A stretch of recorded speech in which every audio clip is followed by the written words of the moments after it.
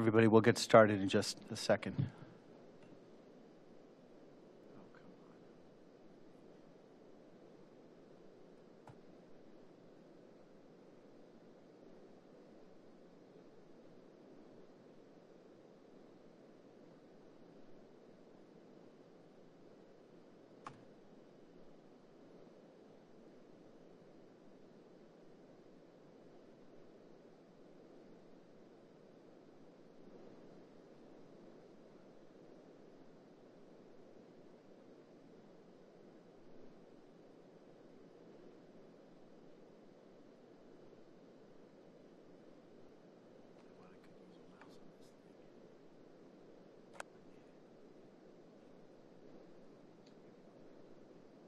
Yeah, yes, we do, but that's, you know what else drives me nuts? The control keys in the wrong spot. So I always hit the wrong thing.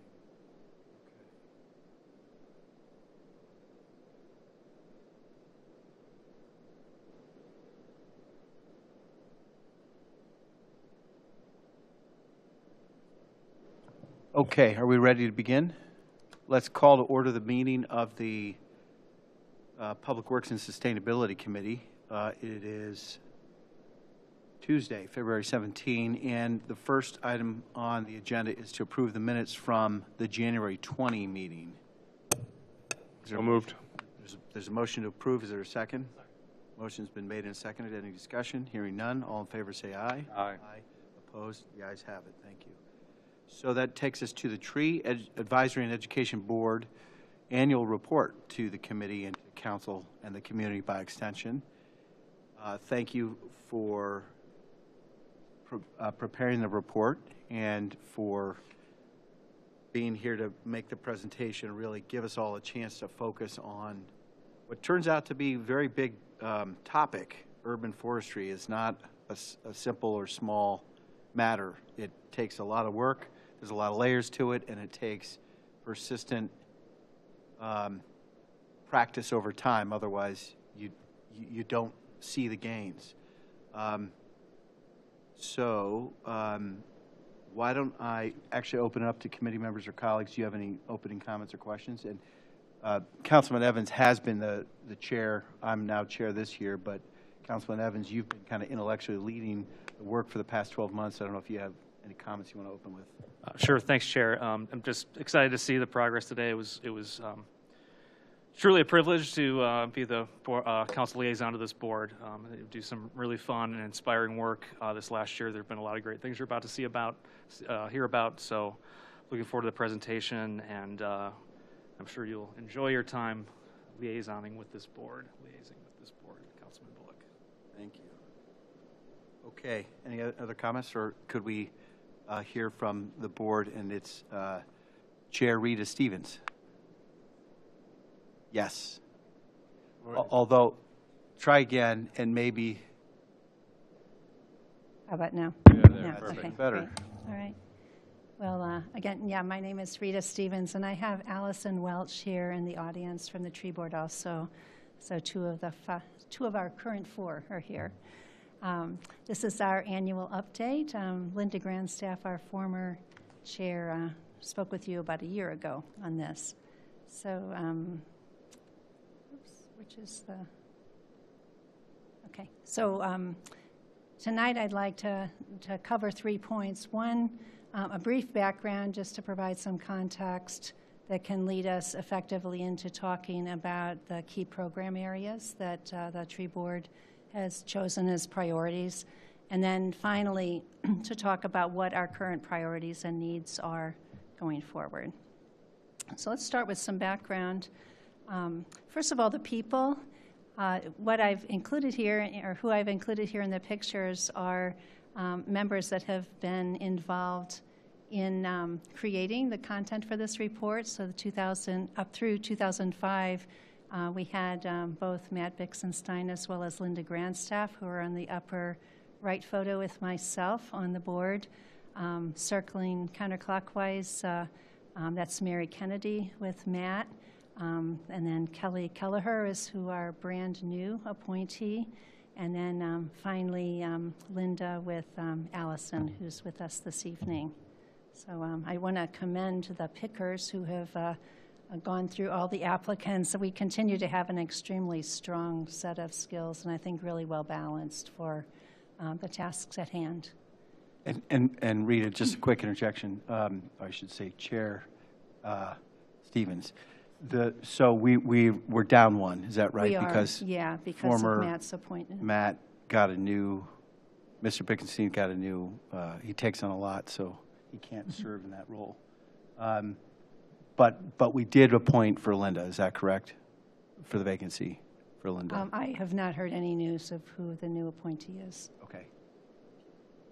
Are we down one or two? Chair, we're down one. Katie Kelleher was Katie Kelleher. yes, replaced.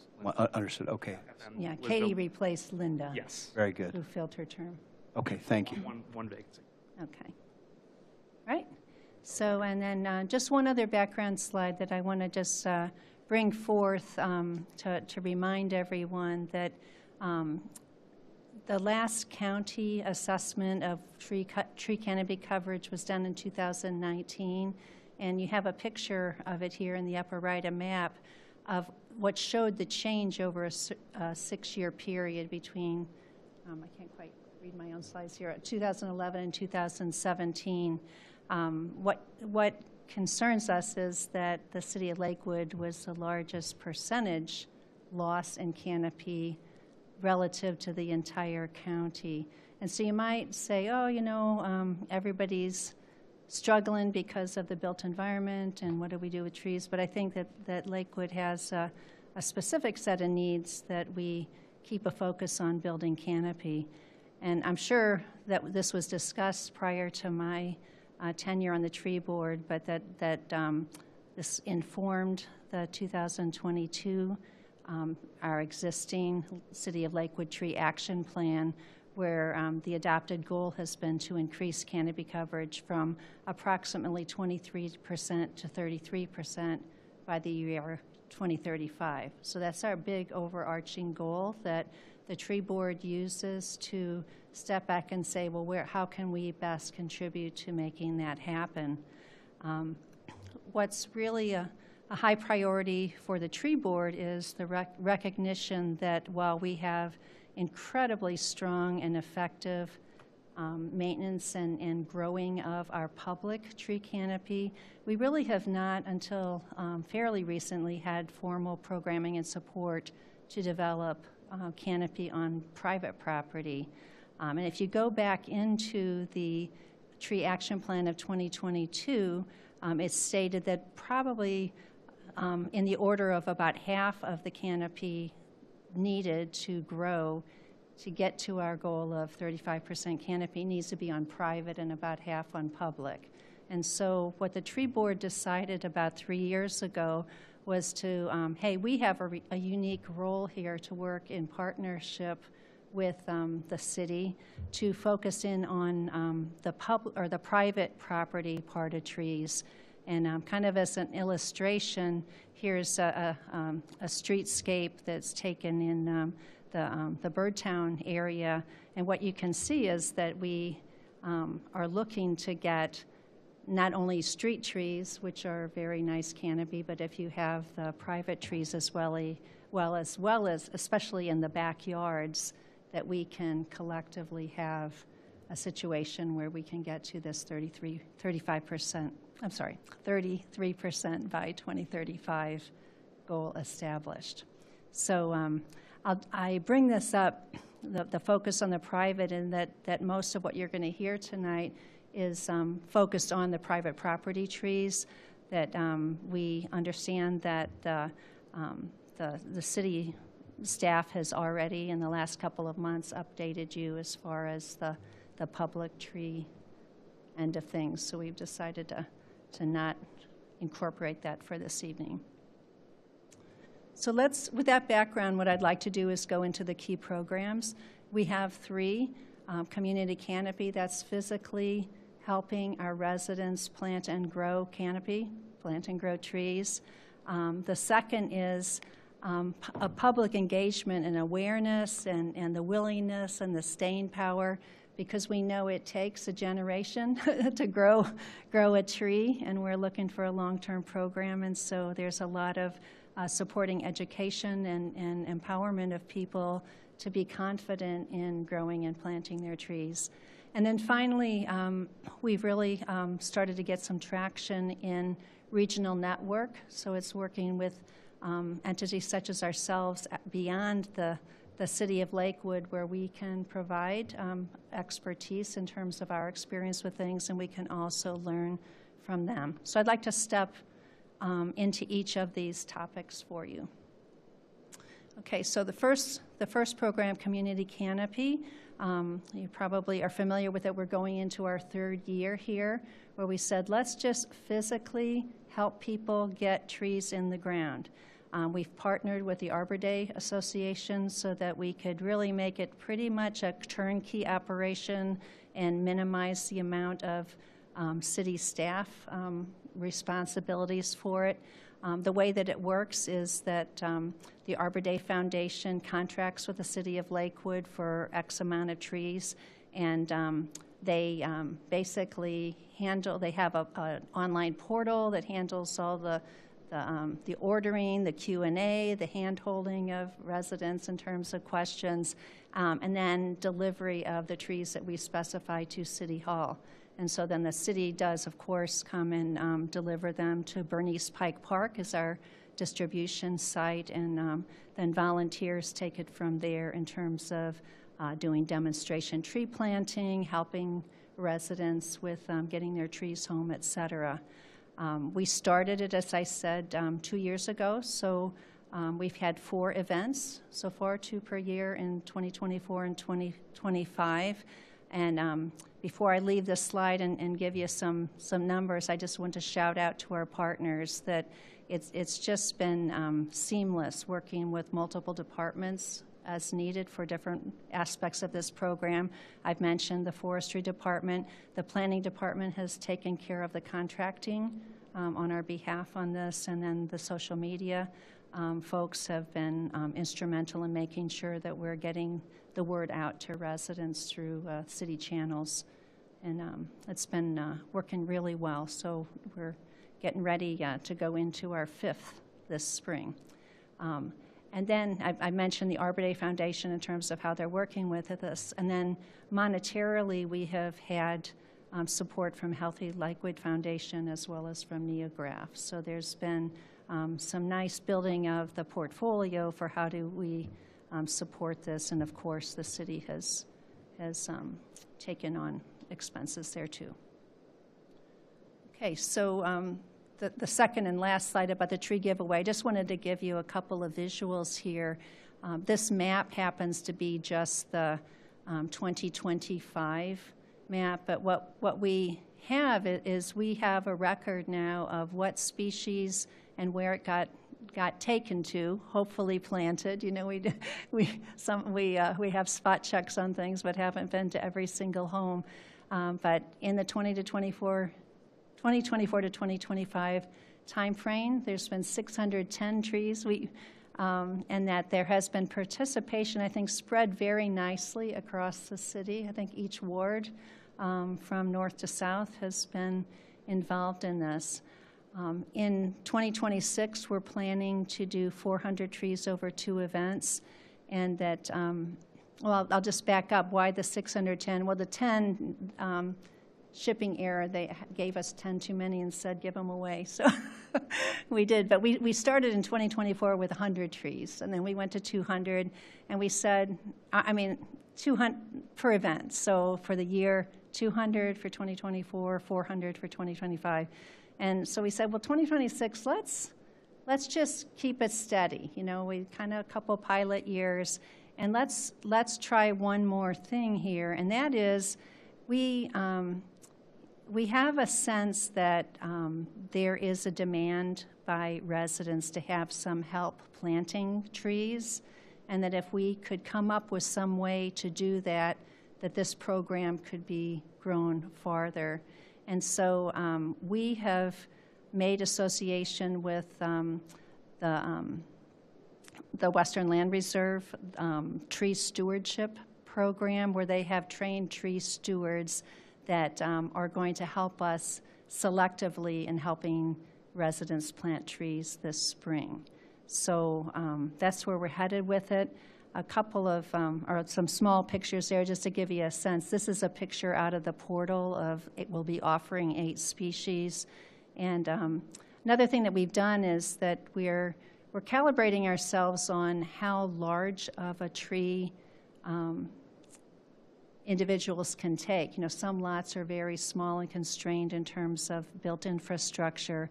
And we have now gotten to a point where we're about 3/4 of the trees are things that can be planted proximate to buildings, power lines, that sort of thing, and not get in the way, but still maintain some selections for residents that have properties that can get a little bit bigger. So that's a scoop on the tree giveaway, and I think it's something that we are very proud of, and also very confident that it's something that we can continue to grow and sustain once we have more hands, and that's the tree steward pilot on it. You might want to, before I leave this topic, you might be asking yourself, well, is this a drop in the bucket? Like, you know, how impactful can this be to the goal to increase our canopy coverage to that 10% bump in it? If you go and look at the master tree plan, there is an estimated number of trees of how many it takes to get that. And I did just a quick back of the envelope. If we stayed at this 400 trees per year and every single tree lived to maturity, and we did it for 10 years, we'd get pretty close to meeting the private property portion of that. So it's, and not all the trees live, they don't make it to their maturity, et cetera. But I think we're at least in the right order of magnitude in terms of the program. And I think that if we can boost this a little bit stronger, as well as residents learn about trees planting, hopefully valuing the trees they have, like they will start growing in knowledge. And it's not just what you're planting and growing, but it's also preserving what you have. So I think significant but not sufficient would be my statement in terms of, is this going to get us there? But I think great strides. The second program, and therefore that leads into the public engagement of how do we reach people. I'd like to talk about 3 items. One is the traditional outreach events where, we do the tree giveaway. We go to Madison Park for the Lakewood Community Festival and hold a booth. So we have those kind of things. But we also have 2 new programs that we are piloting in 2026. One is the Tree Stewards, which I mentioned earlier and we'll tell a bit more about. And the other is the Community Arboretum that I'll tell you about too. So just one slide on outreach events. As I mentioned, Tree Board does 2 dedicated where we lead, but we really try to collaborate and to add on to and support other entities' activities, the Library Story Walks, Garden Walk Lakewood, Lakewood Garden Club, and Friends of Madison Park. Lakewood is just so strong in terms of local organizations that are aligned with growing canopy in a lot of ways. And so we're not looking to reinvent the wheel, but to rather support what's going on. Okay. So let me get into the second of the 3 public engagement end of things, and that is tree stewards. So basically, what tree stewards are is they get about, I think it's something in the order of 20 hours of hands-on training so that by professionals so that they can end up really knowing and being able to do best practices with respect to planting trees, mulching, tending them, structurally pruning small trees, anything that it takes to get trees up and going. And these tree stewards are alive and well and active in the city of Cleveland, but the program up until now has been limited just to the city of Cleveland. We have been in conversation for a couple of years now with this organization, continue to express our interest. How can we bring something like this to the city of Lakewood? And what's really exciting is that the time has come that the existing Cleveland-based tree stewards are going to be offered the opportunity to help us with the spring tree giveaway so that we can give some percentage of residents help with planting their tree. But funding apparently has come through now to be able to expand their training and go beyond the footprint of the city of Cleveland and to include Lakewood. So we're very optimistic and looking forward to mid-year to be able to begin to engage in this tree steward program at some level to be determined. But I think we're going to really make a nice step in the right direction, not only in the ability to support our residents for the tree giveaway, but when you think of the whole spectrum of educational and engagement kind of activities that we might be able to do. It might be an activity of, hey, here, come here and we'll teach you how to take care of your, first of all, how to prune and to take care of your pruning shears. There's just many, many opportunities that this will avail us of. So I think in terms of leveraging the community engagement in knowing how to and to confidently grow trees on their property. Okay, keep rolling here. And then the third of public engagement is that we recognize that we will tentatively be, always, I should say always be people limited. Like, we can only do so much programming, and to really reach everyone in the community, we need to combine our active programming with passive, the ability for our residents to be able to, at their own time, at their own leisure, avail themselves of training and learning about trees. And so what actually Allison in the audience here with us brought to the tree board is there is an organization, ArbNet, run out of the Morton Arboretum, internationally, that supports communities in creating arboreta.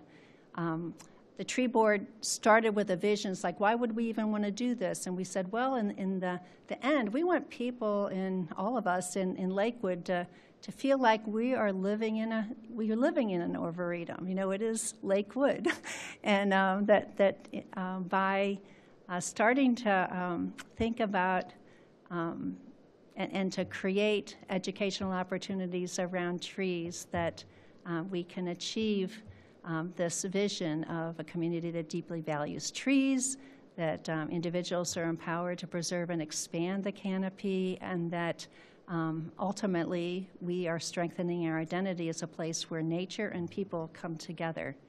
So lofty vision, with the second and final slide for this, is that we are taking a first step this year, partnering with the Cove Community Center, with their intergenerational programs, that's a quick graphic of the Cove Community Center and their outdoor space and how it's being used.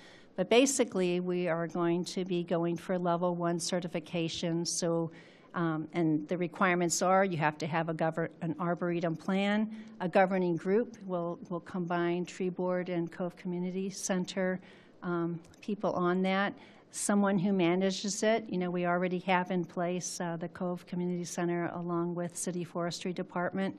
A labeled collection, we have already done this. We've inventoried the trees and have them ready for people to be able to passively walk through and say, oh, that's a such and such.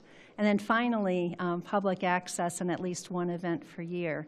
And it's the events, I think, that are going to make the difference here, is that this in essence, establishes the property around the green space around Cove Community Center as an arboretum, and one that has the bones, the bare bones. It's level 1, but it has identified species for people. It's got a really nice diversity of species, as it turns out to be, and one that we can now have a place where we can host educational activities as well as offer passive. We can have, on your phone, you click here and we'll take you around these different things. So I won't go back to the vision at this point, but our vision is that we grow Arboreta throughout the city of Lakewood. So maybe we go to Madison Park, maybe we go to Kaufman Park, and why not every park? But this is our pilot year. We said, let's get to know the ArbNet Foundation. Let's work with what we already have in place at the Cove Center, and we'll grow it from there. So there's our public engagement. And then finally, just a quick commentary on our third of three programs, the regional network. Is first of all, Tree City USA. I don't know if you've heard, but we have just achieved our 50th year of certification as a city of Lakewood. So kudos to many people whose shoulders we're standing on to have gotten that. The Western Reserve Land Conservancy tree stewards that I've already spoken to, that were already now holding hands with us and helping us get our dreams come true as far as growing a set of trained volunteers who can really boost the program. And then there's two other professional associations, one the North Coast Urban Forestry Conference and the other the Cuyahoga County Tree Summit and Tree Board Network, that are just amazingly wonderful source of information as well as networking of our colleagues from other local communities. I just put up a picture of the flyer from the last Cuyahoga Tree Summit that was held, and it was, just to give you an idea, each of these will have a theme. This last theme was tree supply chains. So they're really looking, the researchers have given the state of how our climate is changing and our infrastructure is changing. For instance, what should we be planting, and what do we expect to, be thriving in these kind of conditions 20 years from now? So that recognizing that trees are something that takes a generation to grow, we better be thinking years in advance in terms of how we think conditions are going to be changing. So that's just one example, and one that I think that we as City of Lakewood are starting to be able to offer back as well. Like, we've been able to help people, for instance, learn from what we've done with the tree giveaway program and take it to their community as well. So I'll wrap up with priorities and needs. As I started out the conversation here, that we really are focusing in on planting and preserving residential canopy, recognizing that the city is doing a great job on the public spaces. We're going to continue to double down and refine the tree giveaway program. And also, we are beginning to and want to continue to create basic materials around tree preservation. The tree giveaway is very much around let's plant new, but let's all take care of what we have as well. As far as engaging residents, we have as a top priority getting that Arboretum certification at the Cove Community Center. We also recognize that our tree-related content on the city web is often difficult to find. You pose different kinds of questions, and there's probably gaps in there, and so we have plans to at least kind of wireframe what's there and how does it relate, and to do our best as far as making it easier for our residents to be able to get what they need. And this is in partnership with the city, so it's both from what they need for their private trees, but also what they need to understand from the city perspective. And then, of course, to continue to offer, and as we build capacity, to offer more educational events. It's a big ticket set of things. I think that we know what we need to do. But I think that there are only 5 appointees, and we recognize that nothing happens without a lot of capable volunteer corps. So we are really prioritizing partnering to get tree stewards in place in the city of Lakewood, as well as to continue to strengthen partners and funding, which I think we've got a good solid start, but there's you never let that sleep. So that's our current state, and I thank you on behalf of the tree board to be able to present it to you and to offer any responses to questions. Well, pardon me. Thank you, Chair Stevens, and for the thought put into this extensive report and future projection of what we're going to do this year. So I've got a list full of questions, but let me open it up to colleagues. Mr. Baker, and then Mr. Evanson, and also Councilman Bixenstein, of course, is an alumni of the organization, so I'm sure he has good things to say. So, Councilman Baker. Thank you, Chair Stevens, and I appreciate the report. I always look forward to it, and I'm always, that chart is always, or the map, I think it was in the Plain Dealer, Cleveland.com, that shows the loss of tree canopy in Lakewood is always hard.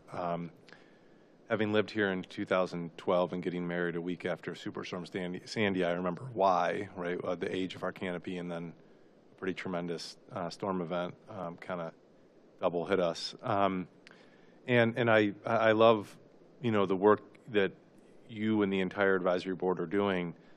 2 things that kind of come to my mind, or a couple things that be interested in working with the Education Advisory Board on is, so we're doing tree giveaways, and this is going to take some collaboration if it would ever work. But for example, there's an obligation for people in Lakewood to maintain their sidewalks. The city can do it, and you can pay them essentially, a set rate. And I'm wondering if there's some kind of collaboration then that the city can, with its purchasing power, essentially work with residents where you can get a tree planted on your property for a set price, and then there's like a warranty period associated with it for someone who maybe doesn't have the physical ability to maintain a tree or do that. So I wonder if there's a way like the city can use its bulk buying power to help people plant in their backyard or on their private property in a way that would be similar to how we do the sidewalk program, which essentially there's a contractor that has a set amount per tree, per age, per DBH or whatever it is, and go from there. Second, and this is something I've been trying to conceptualize, and I actually just saw, I think it was South Euclid came out with a large preservation tree ordinance that they're debating now, one of those communities.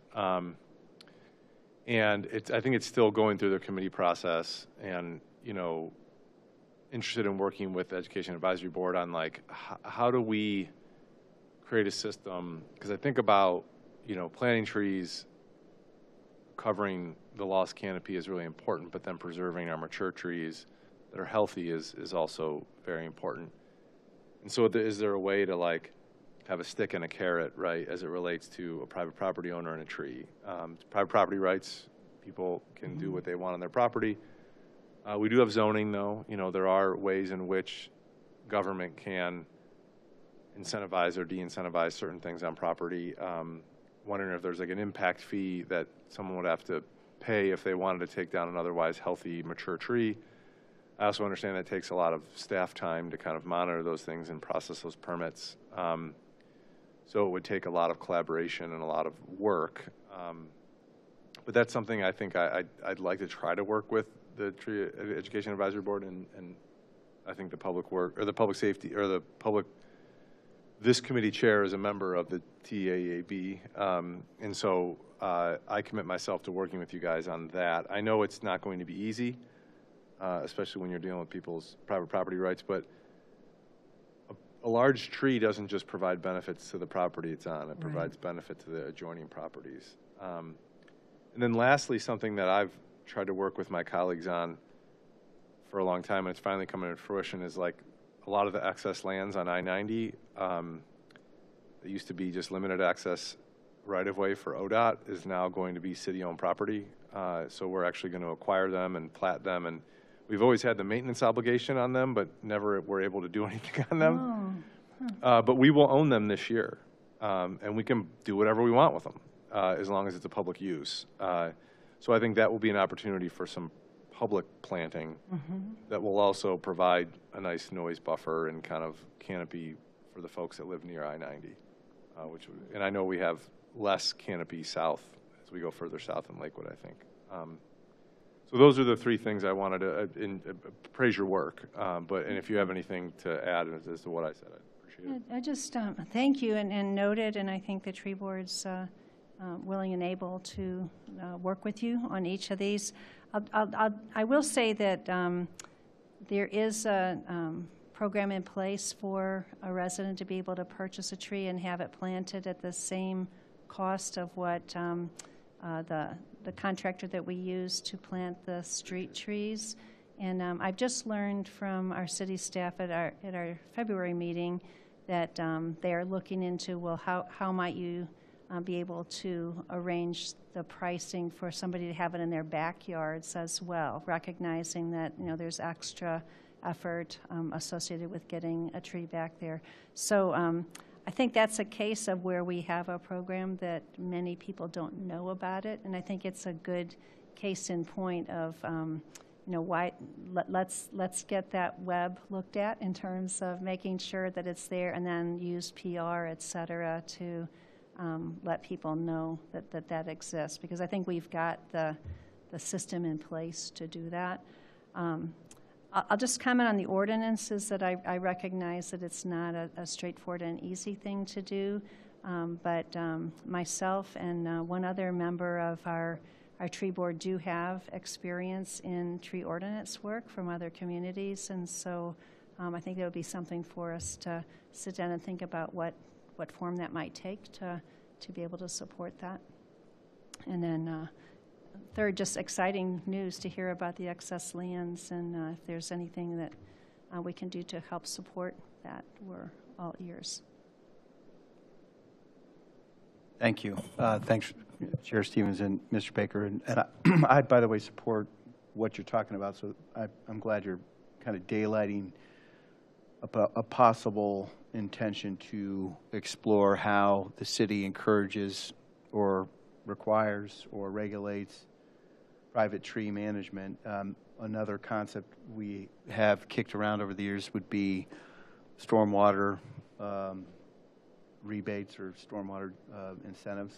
I don't know if that works as well for our stormwater district as it does with the countywide regional sewer district, but it's a concept that way you'd have it, and you talked about carrots as well as sticks, so that's a possibility. Councilman Evans?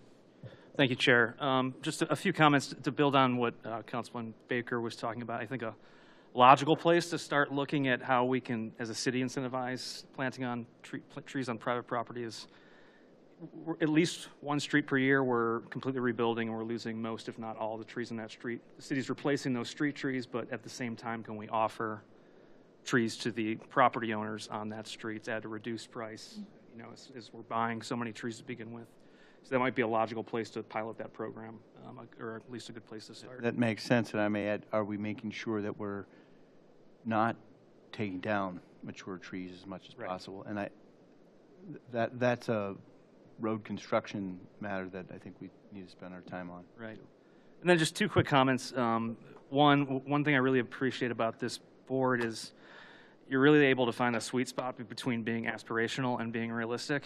You're taking on, it seems like, just enough to make really thoughtful programming throughout the year that makes a difference. So I appreciate that. And lastly, on the Cove work, you know, this is really great because this is additive. It's not just about trees. This is about programming at Cove, and actually the idea of doing this led to Cove receiving some grant dollars and the possibility to receive more for intergenerational learning, which this is a part of. So this, you know, it's really great when we have programs that build into each other, mesh, and, you know, work together to get resources. So really appreciate that. Councilman Bickenstein. Thank you, Chair.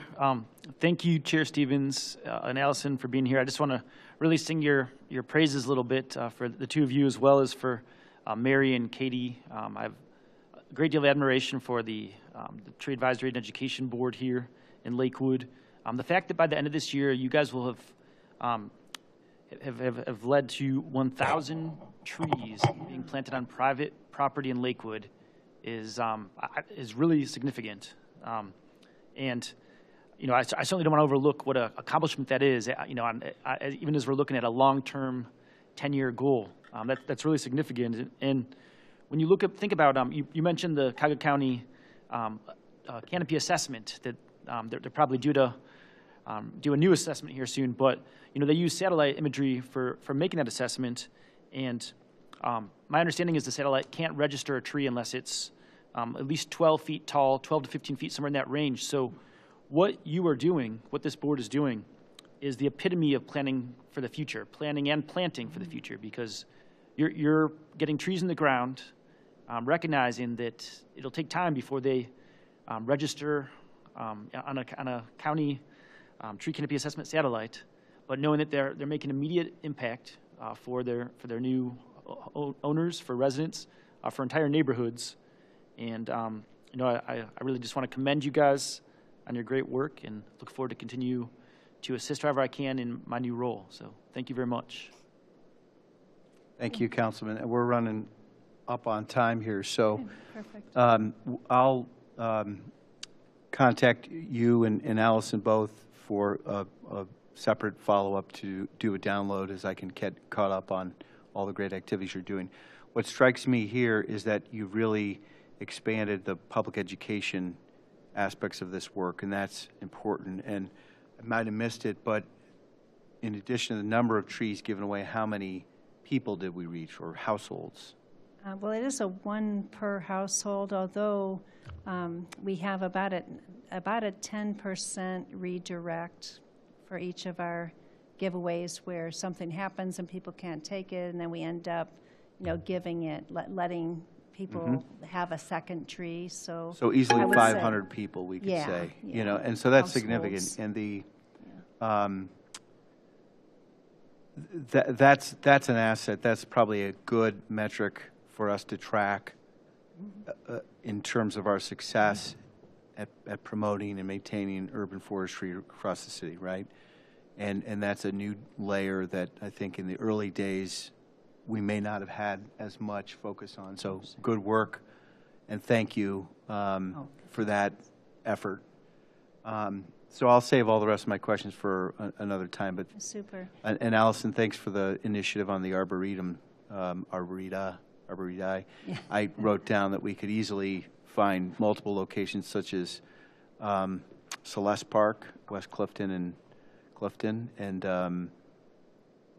Bernice Pike Park would be another great place. You know, the possibilities are manifold. So, thank you. Okay, without objection, the Public Works and Sustainability Committee is adjourned. Thank you. Thank you. Just take a quick minute to regroup, and then we'll start the Housing Planning and Development Committee meeting.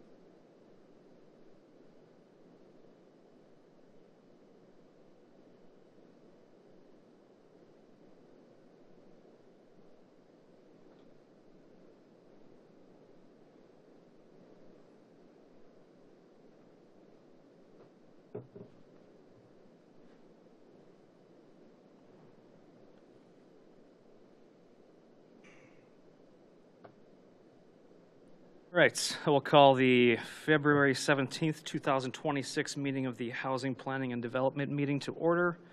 We do have all members of the committee present.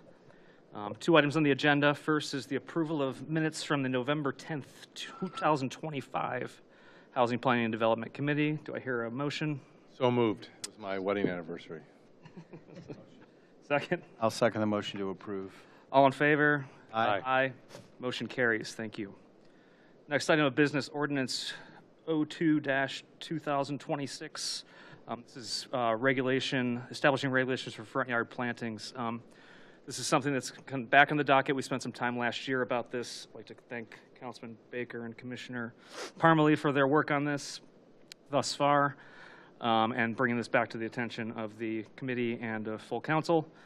Without further ado, I'll turn it over to Commissioner Parmalee to talk about where we are now and as opposed to where we started and what the next steps are. And take it away. Good evening. Where we are now is where we left off. We had, budget season hit, elections, all that good stuff. Thing kind of didn't fall off the radar. 2025 was a really busy year for housing and building. 26 hasn't slowed down either. So we're looking to get this thing through. I anticipate one more committee meeting because part of my homework was to update figures 1 and 2 in the proposal, which I just flat out didn't have time to do. So going to carve out some time and get that done before next committee meeting. I just wanted to clarify because we had a couple edits here. Understanding folks want to use more of the corner lot and the interior lot. So just for my own edification, so I know what I'm doing, I look at the 2-foot setback from the public right-of-way, which would be the private side of the sidewalk, give us 2-foot buffers there, along with the 2-foot buffers on either side of the interior lot, which would essentially give us a 4-foot site triangle, which the site triangle is something I was trying to accomplish in the beginning. So we don't have this, everybody has their own opinion on what, well-manicured natural landscaping looks like, but being kind of the third leg in the stool of public safety, I just want to make sure that, right-of-way pedestrians, folks on bikes, taking walks, aren't going to be in harm's way when cars are backing out of driveways. It's kind of my primary goal here. Try to limit that stuff to 3 foot, understanding that some folks really don't have much backyards and they want to do raised garden beds out front. They want to plant their veggies and some tomato plants and stuff in the front yard and welcome those pollinators. Without them, none of us would be sucking air right now, honestly. So I just want to make sure that I'm correct when it comes to these setbacks that we edited. Again, pulling it a little closer to the right-of-way on the corner lots, which I'm not opposed to. There is a few lots. It's going to be the northwest corner of Clarence and Franklin is one that really catches my mind. The guy's got some growth. He's gotten better over the years, not having stuff hanging over the sidewalk. My problem is your front tires shouldn't have to be on the crosswalk to look left and right. Kids are already on top of you, or that guy that runs, I obviously don't, but those folks that are out there trying to enjoy those public pathways. Again, not trying to regulate what you plant in your front yard, although there's regulations in here, just to kind of help manage the height and give the property maintenance inspectors clear directive, because those are the folks, boots on the ground, that have to enforce, especially when it comes to the high grass regs. So that's what I'm looking for this evening, just some clarification so I can get these figures dialed in. Those figures are important with this ordinance. I mean, a lot of folks are visual learners, and to be able to have something to show them, aside reading, some boring black and white context, that's hard to interpret. Thanks, Commissioner, for the background. I'll just say from my, I heard a lot about this over the summer on the block party circuit. And a lot from people who already are doing this in their yards, and their concern is obviously what's, can you now just come and like mow down 2 feet of mine? It's not going to happen. Yeah. And then the other concern, just with as it's written, is the 8 inches for that 2-foot buffer seemed a little low to them, given the types of plants they're using. So that's just the feedback I've been hearing. I'm going to turn it over to my colleagues too, because I know they've been hearing about it as well. But that's from me. But do either of my other colleagues on the committee have any questions or comments at this time? Yeah, and this is, so there were, and thank you, Mr. Chair, and thank you, Commissioner Parmalee. And this, to kind of give some procedural history of kind of why we're here and kind of what has come before, basically the way, based upon feedback from Keep Lakewood Beautiful and a couple committee hearings, some public input, really all we've changed here is some of the buffers, right? I think originally as introduced, the buffer was a little bigger. I think 2 feet is essentially lawnmower width, kind of was what I was thinking when we did this. And really what it does is then we also point back to section 177501B and section 177502, which nerdy talk, 177501B is it can't hang over the sidewalk. So if you have a plant that hangs over, think of the visual plane of the right-of-way, right? So if a plant hangs over and it hits your stroller or your bike or you when you're going by, you can't do that.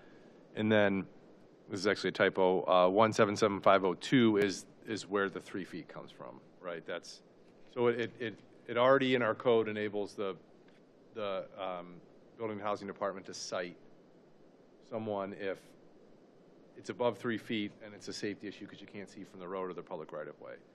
So what we're trying to say here, and welcome any input, because this is the best I could come up with as I drafted it or edited it from Commissioner Parmalee's introduction, was you can't have turf grass above 8 inches in that area, right?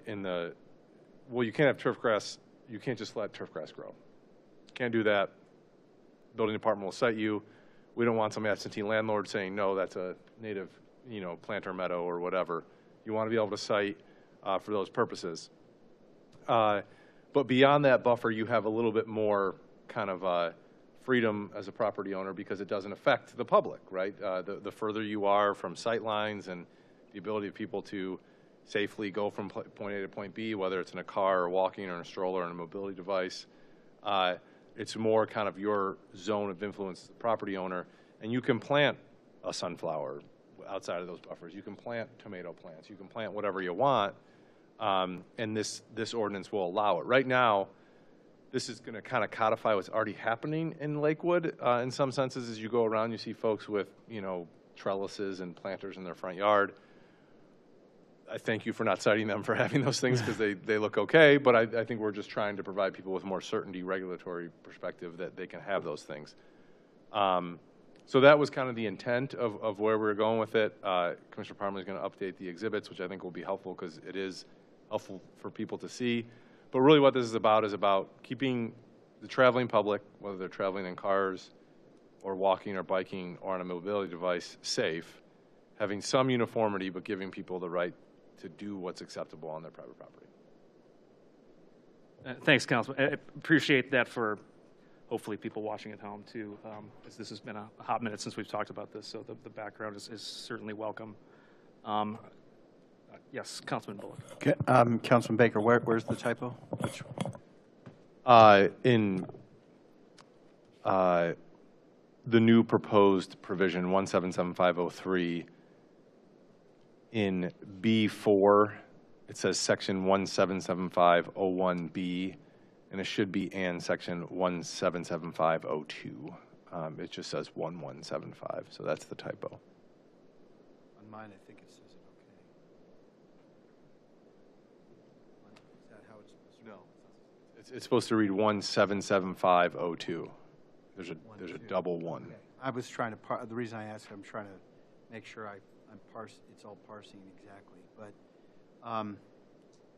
Okay, I appreciate the discussion, Commissioner Parmalee. You've been working on this for a while, including back to 21 when we adopted 77502. What is the practical enforcement for tree lawns? Now, if I understand this correctly, what we're talking about is front yards, Yeah. not tree lawns. People You are do correct. plant all the time on tree lawns. Mhm. If it's 3 feet high and it's blocking right of way, right now it's already not allowed, and the proposal doesn't. What we're discussing today wouldn't change that, right? Although it kind of. Negative, it doesn't touch anything on tree lawns. Right. That's public So, works so domain. what do we do now when tree lawns are, Overgrown? Yeah. If it's high grass, we cite to cut. okay, is the city going to go out and take action? Or that would be a later step, not the first step? Take action on tree lawns if they have Take our plantings that are equipment too out high? and do it ourselves? Are you talking about the tree lawn, or you're talking about the Tree front lawn. yard? Tree Well, lawn. the tree lawn, if it's obtrusive and it's growing on the public right-of-way, that's a conversation we'd have to have with Public Works. Okay, but first step would be you'd advise the property owner, or no? Tree lawn or front yard? Tree lawn. Well, again, if it's high grass, right, we cite to cut it. But if there's folks, there should be no growth on the tree lawn because that's not their property, right? They should probably obtain permission from the Public Works Director to do that. Do people do it all the time? Yes. And Edgewater Lake. I'll let Director Gordon know. Yeah. He's going to have a "May I plant petunias" email. But again, I mean, if it was obstructing the public right-of-way, yeah, we'd cite them. I mean, do we, I mean, last year, I don't know, 380, 400 high grass notices. I mean, we're not going to knock on everybody's door and remind them that they have a civic duty to take care of their property. With rolling out a new ordinance when it comes to enforcement, are we going to reach out with some kid gloves in the beginning? Probably, just like we do anytime we roll out a new ordinance. It's related because I know your concern is a good one, which is how do we efficiently, first of all, how do we have a clear standard to know what's Right. allowed, what's not allowed, and then secondly, how do we enforce, and really building department, fair statement is 80% public education, 20% enforcement. So, but I was thinking of, you're planting tall sunflowers on the tree lawn. It's not ugly, but it could certainly obscure at least some views. Right. And currently, your action would be to advise them to take it down? Well, if they're planting sunflowers on tree lawns, that's not covered in this ordinance. So again, I assume the Public Works Director would have issue with that. Okay. Okay, so that's an important point. So the building department is not going around including the tree lawn in its In this enforcement. ordinance? No, just general. This General ordinance for is a high grass, component of a like I general stated strategy. before, if it's high grass, yes. Okay, thank you. 100%. That answers my question. Yep. So I'll I guess if we're bringing this back, I'll make sure I've given it a detailed reading beyond what's here. I think in general we're in the right place. I guess my one last question for the committee is, how do we are anybody's plantings grandfathered in? I can think of a lot of people, well, some people who have invested a fair amount for years on their properties, and Right. I There's mean, one corner lot in we take it as a case-by-case kind of complaint, because these are complaints that come through, but to Councilman Baker's point that if it's intruding into the public right-of-way, it's already not permitted. So we already have the right to be able to cite that. Like on our street, XYZ address with the blackberry bushes that have come up from time to time. Those are planted up to the public right-of-way, but once they start hanging over into the public right-of-way, it's an issue. So if a complaint comes in, we have a new ordinance on the books. I hate comparing codified ordinances to state building codes, but there is the Ohio existing building code that lets existing conditions exist, and we've all worked with each other for a really long time. I'm pretty liberal when it comes to enforcing some of these codes, especially new ones. It'll be it'll be a learning curve for all of us. Okay, and so also it's not a proactive thing. So will building department personnel who do exterior code compliance, I think we do a great job with our system where we proactively will walk streets Yeah. and assess 1, 2, 3, 4. That's different though than issuing a citation, right? But I think you said it before. I just want to make sure I understand that what we envision for enforcement under this would be complaint driven. It's I'd say going to be about 90% complaint driven. I mean, trouble finds us. We usually don't have time to go find it. So, Okay. yeah. Okay, thanks. Yep.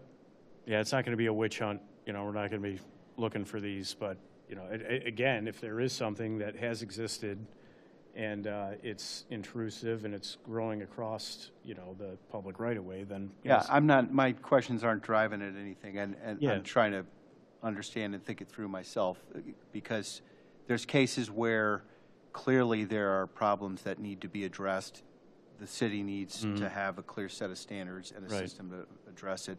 There are going to be other cases that, by the reasonable person, I know it when I see it standard, aren't going to be problematic for most people. And I guess the implication here is that those probably aren't going to generate complaints. They may be technically non-compliant, but they may not find themselves getting a citation. yeah, it's going to be a coaching moment with the property maintenance staff for sure. Any other members of council not in the committee who have any comments or questions? I'll make a motion to amend, to remove, to edit the, just so we have the right version the next time. So I'll make a motion to amend 177503B4 to strike 117502 from the last sentence and add 1775.02. Here a second. All in favor? Aye. Aye. All right. Thanks, everybody. I think I agree with everybody. We're there in the spirit of this, and I tend to agree that the 8 inches in that 2 feet makes sense. Is that's basically now universal for everybody, right? It's like Yeah, everybody's playing by the 100%, same yeah. rule. It's Like, just KISS theory has its worth. so. its weight in gold. And I can see how that makes it just a simpler thing for everybody involved instead of having two separate, completely separate, different rules for different sets of folks. So I appreciate that. With no other questions, at the request of Commissioner Parmalee, I will make a motion to defer. We'll talk about this one more time briefly in committee and before it comes back to council.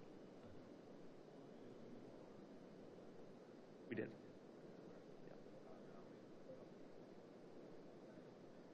Motion is made and seconded. All in favor? Aye. Thank you very much. Thank you, Commissioner Parmalee. There's no more business before this committee, so the meeting of the Housing Planning Development Committee is adjourned. Thank you.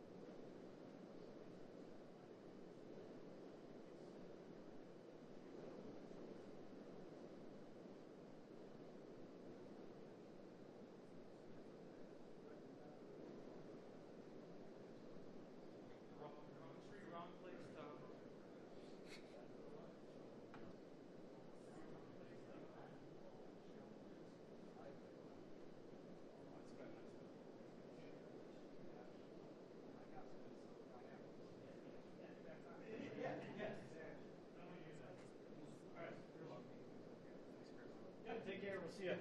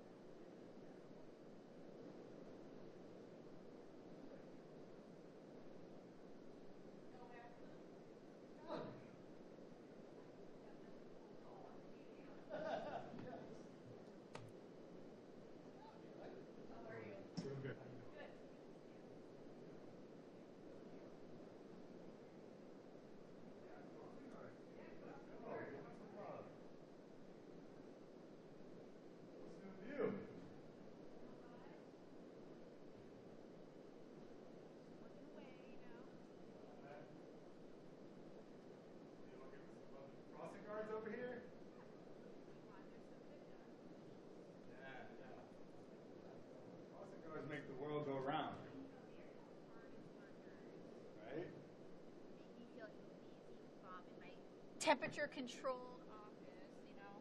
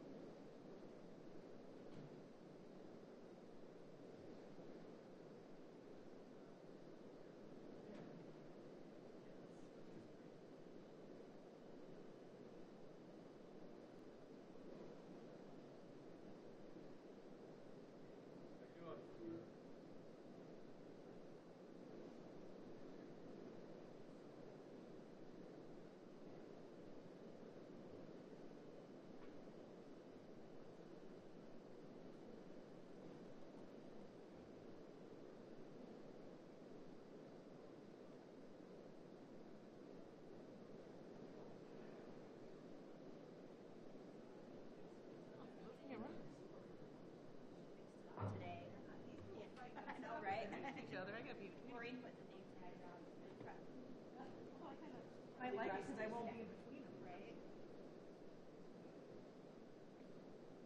But he always gets the crack, so. Yeah.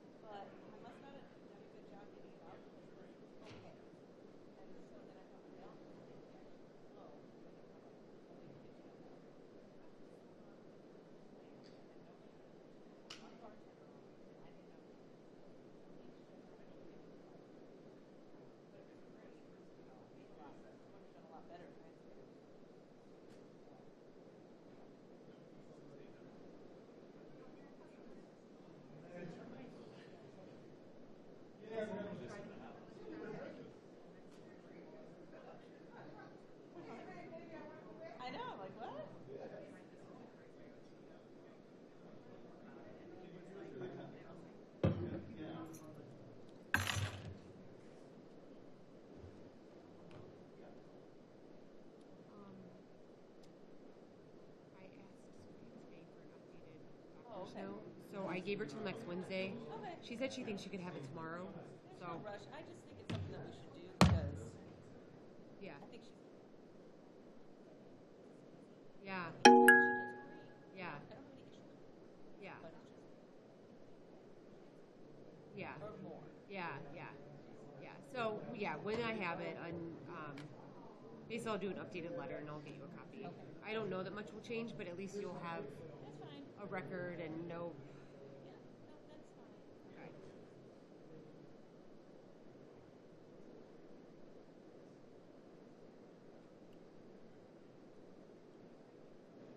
no, that's fine. Okay.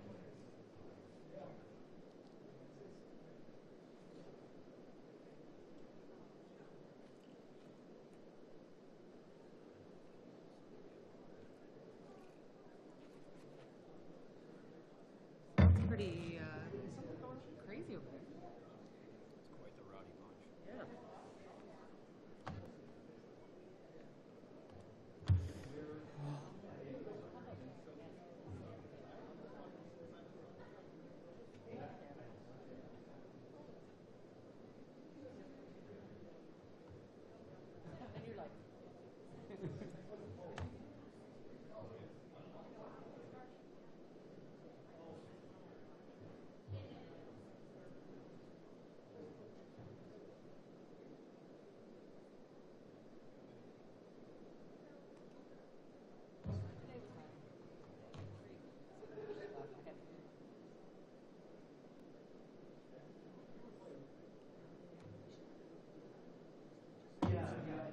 Okay, thank you. Okay. Thank you. Yes. How are you, sir? Good. I just saw your email about First Energy and that shield. I guess I'm gonna go over there at night and see what's going on. Because Yeah, I don't know if we're I I've know. talked to her over the phone. Yeah, yeah. Like, and when she's like, nobody cares. I'm just, Yeah, I Long know. time no see. I almost didn't want to send that to you, Fist but bump, I blow it up. I Yeah, know that's that right. you hear this all the time and it rolls off your phone. I'm gonna Yeah, talk to her that's no directly problem. and say, you know what? Let me come over there at night. I'll go up. Yeah. You turn the light off in the bedroom and show me what you're doing here because. yeah, so what I did was I just kind of took her email and sent it to the contact person.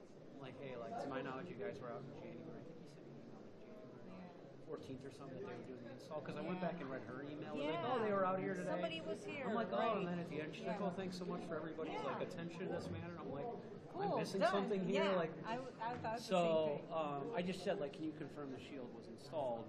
Because I hadn't, normally I don't like look like, okay, did they Yeah, install it? sure. Because most residents are like, oh yeah, thank you. So I just sent him a follow-up email. I was like, hey, was this installed? And then is there anything additional that can be done? I don't know. He might say I have no idea. Let me go look at it too. It may come back nothing, Yeah. and it is what it is. Right. The unfortunate part for her, and I don't mean to ruin it, I'll say it to you, is like, the only complaint I've got on the street is her. You know, and I get it, like, do I need to get all my neighbors involved? I mean, no. But, First Energy might come back and like, she's yelling, I don't know what they're going to say. Like, this is I'm almost just a gonna first go for all of try us. and see it through her point Yeah, of that's view and fine. See what I can figure out. Yeah, no problem. So I did send it to them. I think he's out of town till next week. Dave Conley, until like the 22nd or 23rd. So it may be a minute. But I also sent it to his backup. So Okay. Well, it's the best we can do, right? Yep, no problem.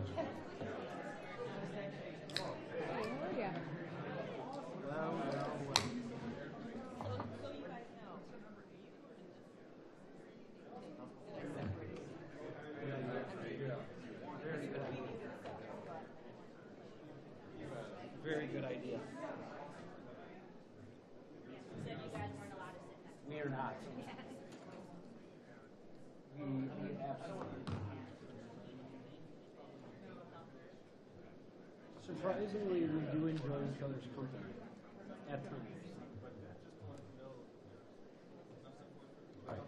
Is that right, Chief?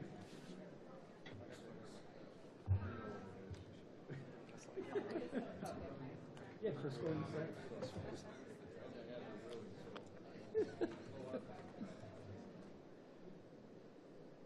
Go with an energy drink tonight. You're never gonna fall asleep. Oh, it doesn't bother me. This is a new flavor I found at Target, so I wanted to try it. Next time you're at Starbucks, you're gonna grab me this iced coffee you've been telling me about, French vanilla, since I like French vanilla. Oh, yeah, I can get you one. I've been trying to be good. It's not been there. Then You know, don't feel pressured now that Well, I'm not gonna go out of my way. would lose total. But yes, next time I go on my way in, you got it. No, you don't have to. I'm just. I would be glad to.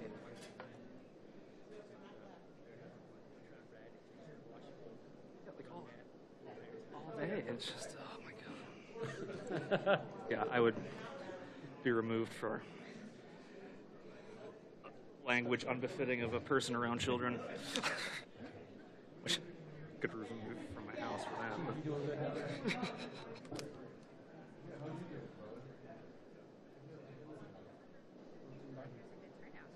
It's great in there.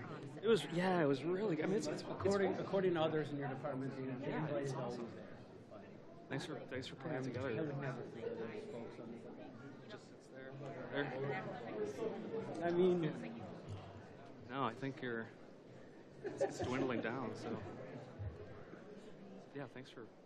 they're obviously so loyal. It's nice to have a heartwarming part of the day. It's a good move on their part.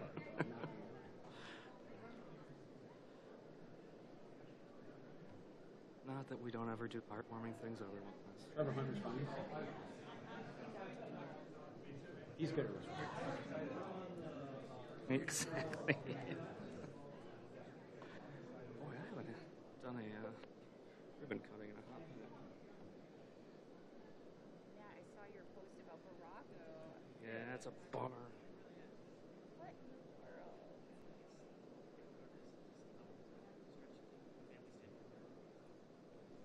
So the taco place is open for now.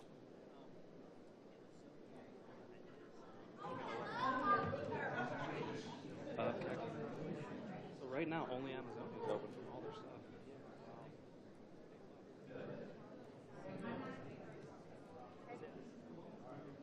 Yeah, lots of milestones there. Okay, your parents there in town, but it's not like big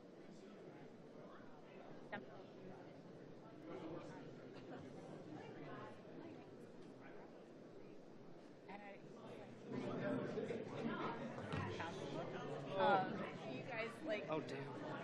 I was like Oh, did on you? their last night. Like on this order. Yeah. And I did the whole thing. But I went to pick up food on Monday because our last night was jamming. I was really confused. Like, why are you guys closing? I think because it's like it was one of those places that's truly a unique food type. Like you can't replace that. It's like if a Chinese place closes, you'll find. You know, there's like Yeah. there's no arepa place. I tried to try your rate with thinking I could try DIY it, and I was like, Yeah. it was gross. I was like, oh, I'm used to this natural, like, nice. Corny. Yeah,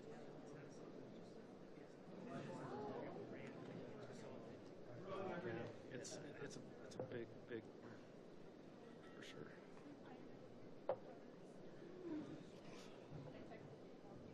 I think I saw like finishes all the way. Like,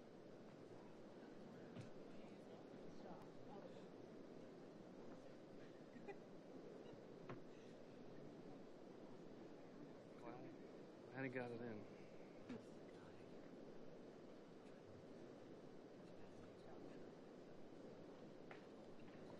Folks, you're welcome to come up and have a seat if you'd like. Feel free. All right. She's like, why does he come to me? Yeah, she's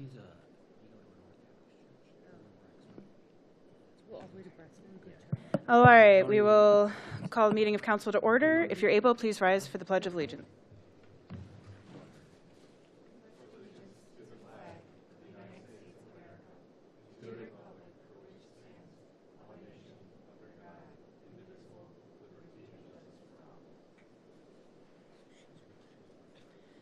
Now pause for a moment of silence.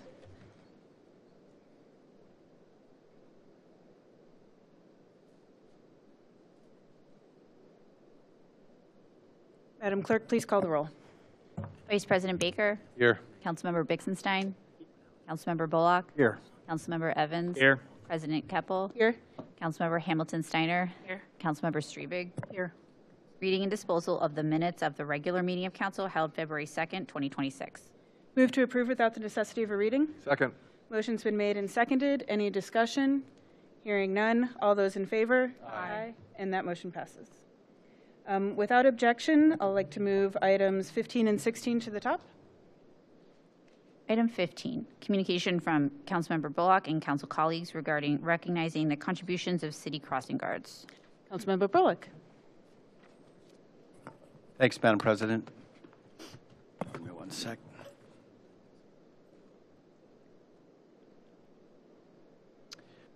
First, I'd like to say, if you're a crossing guard, please raise your hand.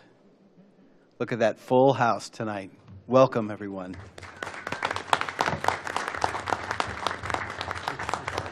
And family as well. Dear colleagues, please consider the attached resolution to recognize the important contributions of Lakewood crossing guards to our community. As we know, the goals of the city of Lakewood include both active transportation and active, healthy lifestyles, which make safe walking and cycling conditions a high priority for our community.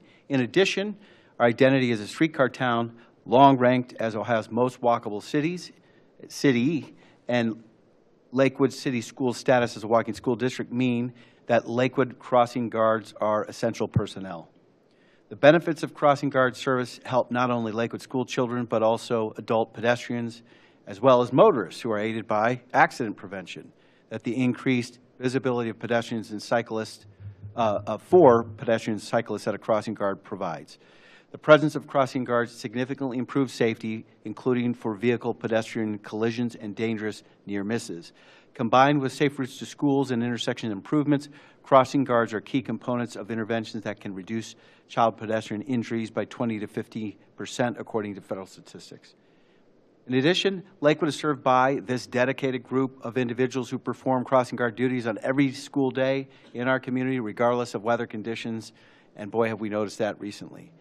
They do so for modest pay and are required to work a unique split schedule, and that requires dedication, and that dedication helps others be safe.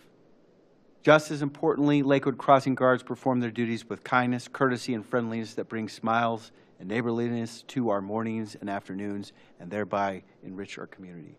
For all these reasons, I hope you will support these important public servants by considering this resolution for adoption tonight. Sincerely.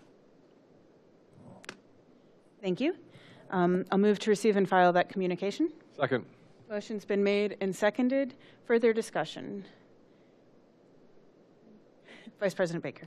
Yes, thank you, Councilman Bullock, for bringing this forward, and thank you to all the crossing guards out there.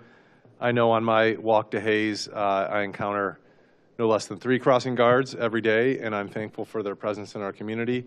You know, I have to cross with my kids the marginals in I-90, which can become a challenge, and other families have their own, you know, routes that have trouble intersections. And the amount of times that the crossing guards have pointed out, hey, that light's not working, or hey, the walk sign is out, so that we can quickly then, you know, let Public Works know and get it fixed.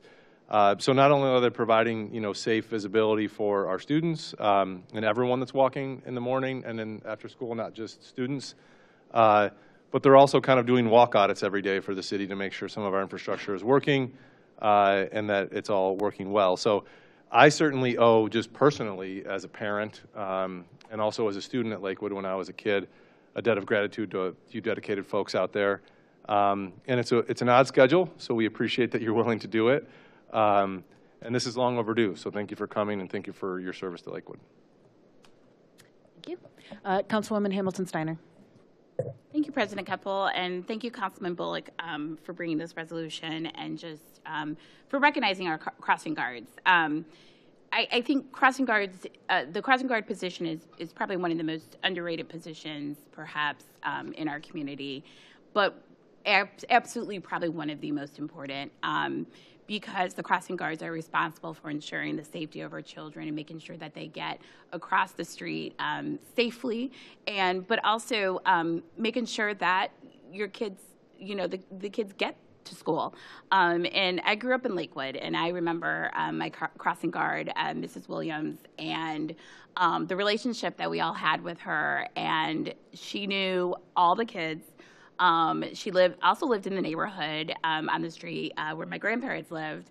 And I remember trick-or-treating and being so excited and going to her house and seeing her like, oh my gosh, this is your house. And so that was the relationship that we had with the crossing guard. And the crossing guard is it also was our mentor because I also was a safety patrol member. And so you got to work closely with that crossing guard. So I think that, thank you so much to all the crossing guards that are here and the dedication and your work and your commitment to the safety of our children in Lakewood. I promise you, you are making an impression on them, and they won't forget you. So thank you so much. Thank you. Councilmember Strubing. Thank you, President Keppel. Thank you, Councilmember Bullock, for bringing this forward. And I'd also like to share my thank you with all of you that stand out in every weather condition year-round, ushering our children safely back and forth to school. I live near Roosevelt Elementary, and I see our crossing guard there at Lincoln and Athens all the time. And I sometimes see kind of a shrug when a car isn't doing the right thing, isn't operating appropriately. And I often wonder if we shouldn't arm you with paintball guns to help the chief identify cars that are maybe breaking the law as they turn onto streets that you're not supposed to be going on, or are not doing 25 miles an hour. But not very good. On a serious note, though, thank you very, very much for all that you do to ensure their safety. Thank you. Councilmember Evans. Yeah, thank you, President Keppel, and thank you, Councilman Bullock, for bringing this forward. Crossing guards that's not just a nice thing to have. You're critical for the safety of our community. And I'd like to just echo what Councilperson Hamilton-Steiner said. It's beyond just the safety of our kids. I mean, you're literally building relationships with them. You're the people they look up to, and people that they know they'll be safe around. It's just that one, spot, or 2 spots on their way to or from school where they know for sure that they're safe and that you're there to help them. So having two kids who have mostly gone through Lakewood schools, I certainly personally appreciate everything you do and appreciate everything you do for the community at large. Thanks.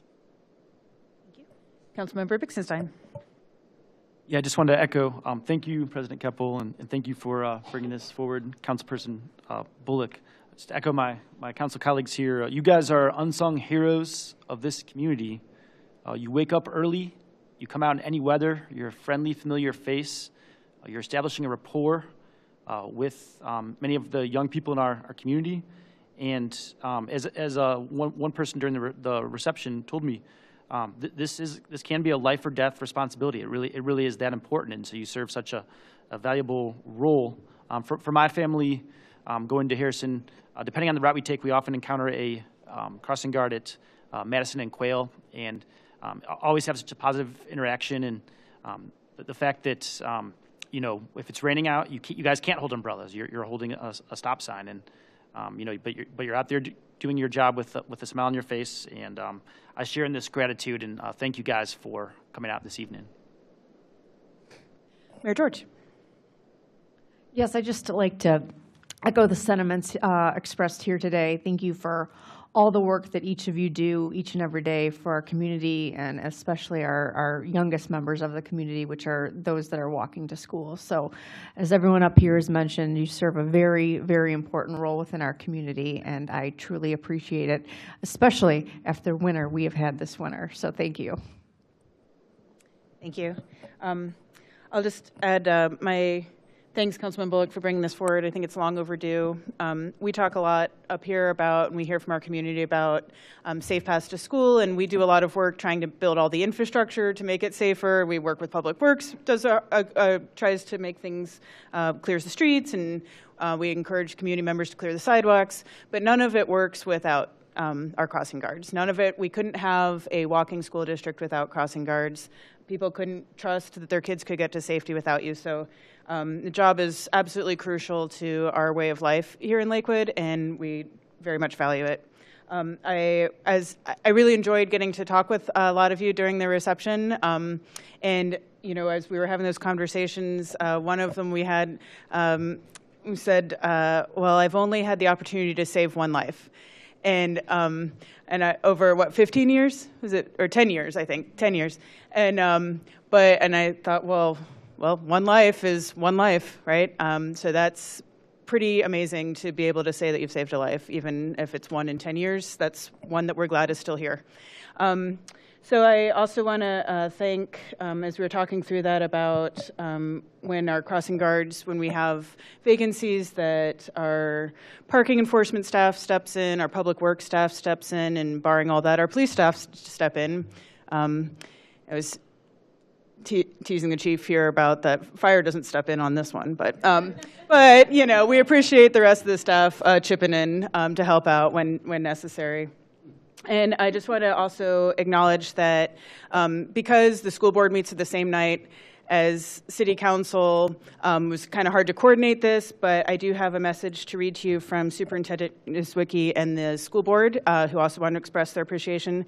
And Sergeant Eklund has certificates that the school board has created for each of you as well.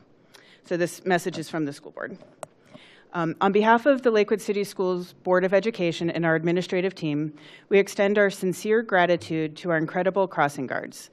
Each morning and afternoon, in rain, snow, wind, and sunshine, you stand at the corners of our community with steady hands and watchful eyes, ensuring that our students arrive safely to and from school. You are often the very first city/school representative our children see each day, and the last one they see before heading home. That matters more than you may realize. Your presence reassures families, comforts young students, and inspires confidence across our entire community. Safety is not just a responsibility, it is a promise, and you help us keep that promise every single day. Thank you for your vigilance, kindness, constancy, and unwavering commitment to our students' well-being. You are an essential part of the Lakewood City Schools family, and we are deeply grateful for the care you show our students. Respectfully, the Lakewood Board of Education and the Lakewood City Schools Administration. So at this time, I know Sergeant Eklund, I think, has some remarks to give. Would you like to do those now? If you want to come on up to the microphone, and then if you push the button, it'll turn green, so they can hear you on the recording.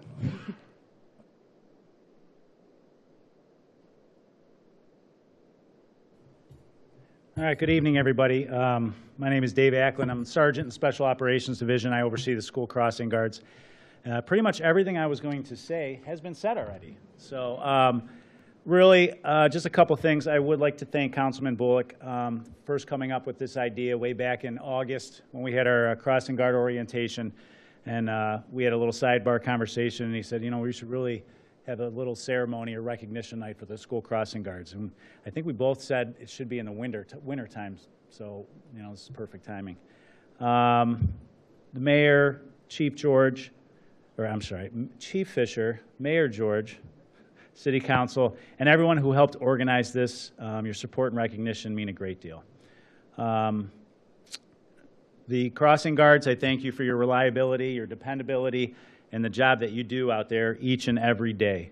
So on behalf of the police department, the schools, the community, and everybody, I just wanted to say thank you as well. Thank you. Thank you.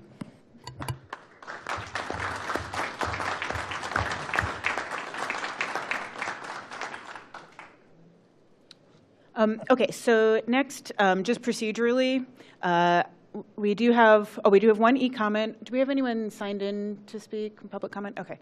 Did anyone who's here tonight want to give public comment on this if you had not already signed in? Okay, so procedurally, we're about to right now the motion is to just receive and file this communication, and then next we will vote on the resolution. After we vote on the resolution, we'd like to invite all the crossing guards and families, anyone who'd like to be in the picture up front right here, and we'll take a picture with you. And then you are very welcome to stay for the full council meeting, but if there are other things you would prefer to do with your time, we will not be offended if you want to go after that. If you do, please feel free to take any remaining decaf coffee, hot chocolate, cookies with you, so that our clerks, who very helpfully got them organized, don't have to put them all away. All right. So the next move, is there any further discussion on the communication? All right, so next we'll vote on the motion and second to receive and file the communication. All those in favor? Aye. And that motion passes. Item 16, Resolution 2026-05, a resolution to recognize the important contributions of crossing guards in our community to Lakewood school children, adult pedestrians, and motorists. Move to adopt. Second. Motion's been made and seconded. Any further discussion? Madam President. Councilman Bullock. I just want to acknowledge longtime leadership from Captain Stone of the unit that oversees the crossing guards and many other special divisions of our police service. And then, of course, Chief Fisher, the finance director, Mayor George, because there's a financial commitment to what we're celebrating tonight.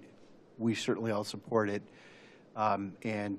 There's also a very excellent working group between parents, the schools, and the city trying to continue to encourage walking, identify improvements, and so on and so forth. So this is a continuing, as the school system would say, a growth mindset. This is a growth mindset effort. And all of the crossing guards, you're your own experts in the places where you spend more time than we do. And so the information that you see, the problems that you detect, and the improvements that you can think of, that's all part of the dragnet of improvement here. So I just wanted to point that out and then acknowledge the police leadership. Thank you. Thank you.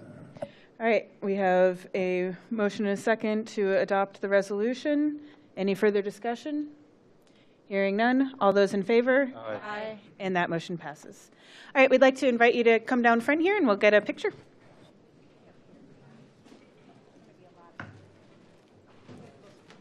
Go. No.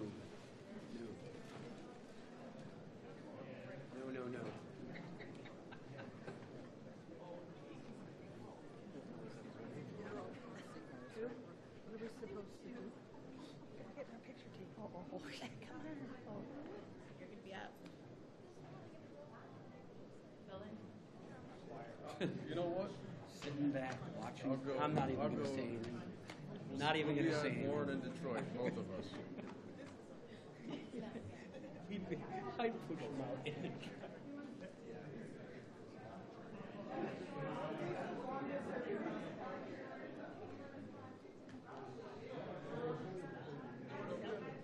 No. You've lost your mind.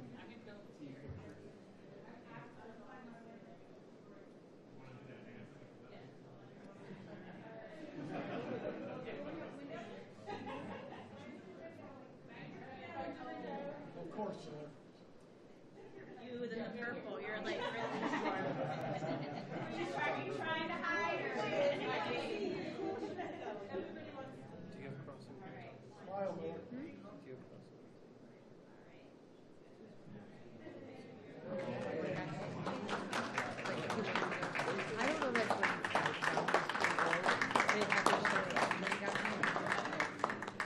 Nothing really came of it after. They never really said if anyone was prosecuted or, so I don't know. Yeah, it was wild.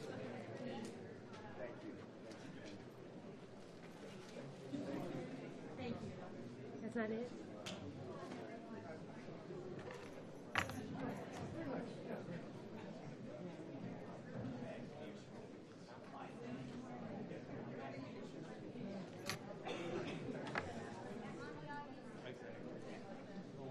I couldn't do it.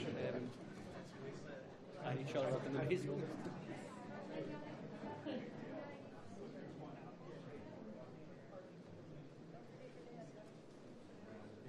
Back to the top or any other special items?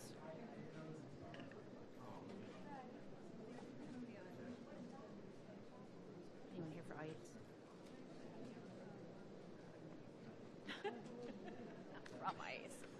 Right. For the ice resolution. Like ices.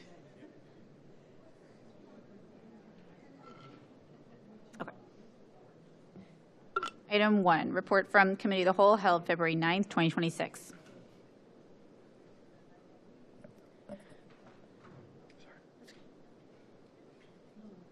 All right, dear colleagues, the Committee of the Whole met on February 9th, 2026 to continue the City Hall facilities discussion. We heard from Assistant Planning Director Dave Boss, who presented a high-level analysis of the options that have been presented to Council.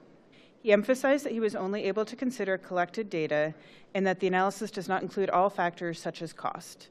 His analysis was based on the establishment of the following shared priorities. 1, provide police and court an increase of renovated space to meet contemporary needs. 2, consolidate improved functionality of administrative space while achieving priority 1.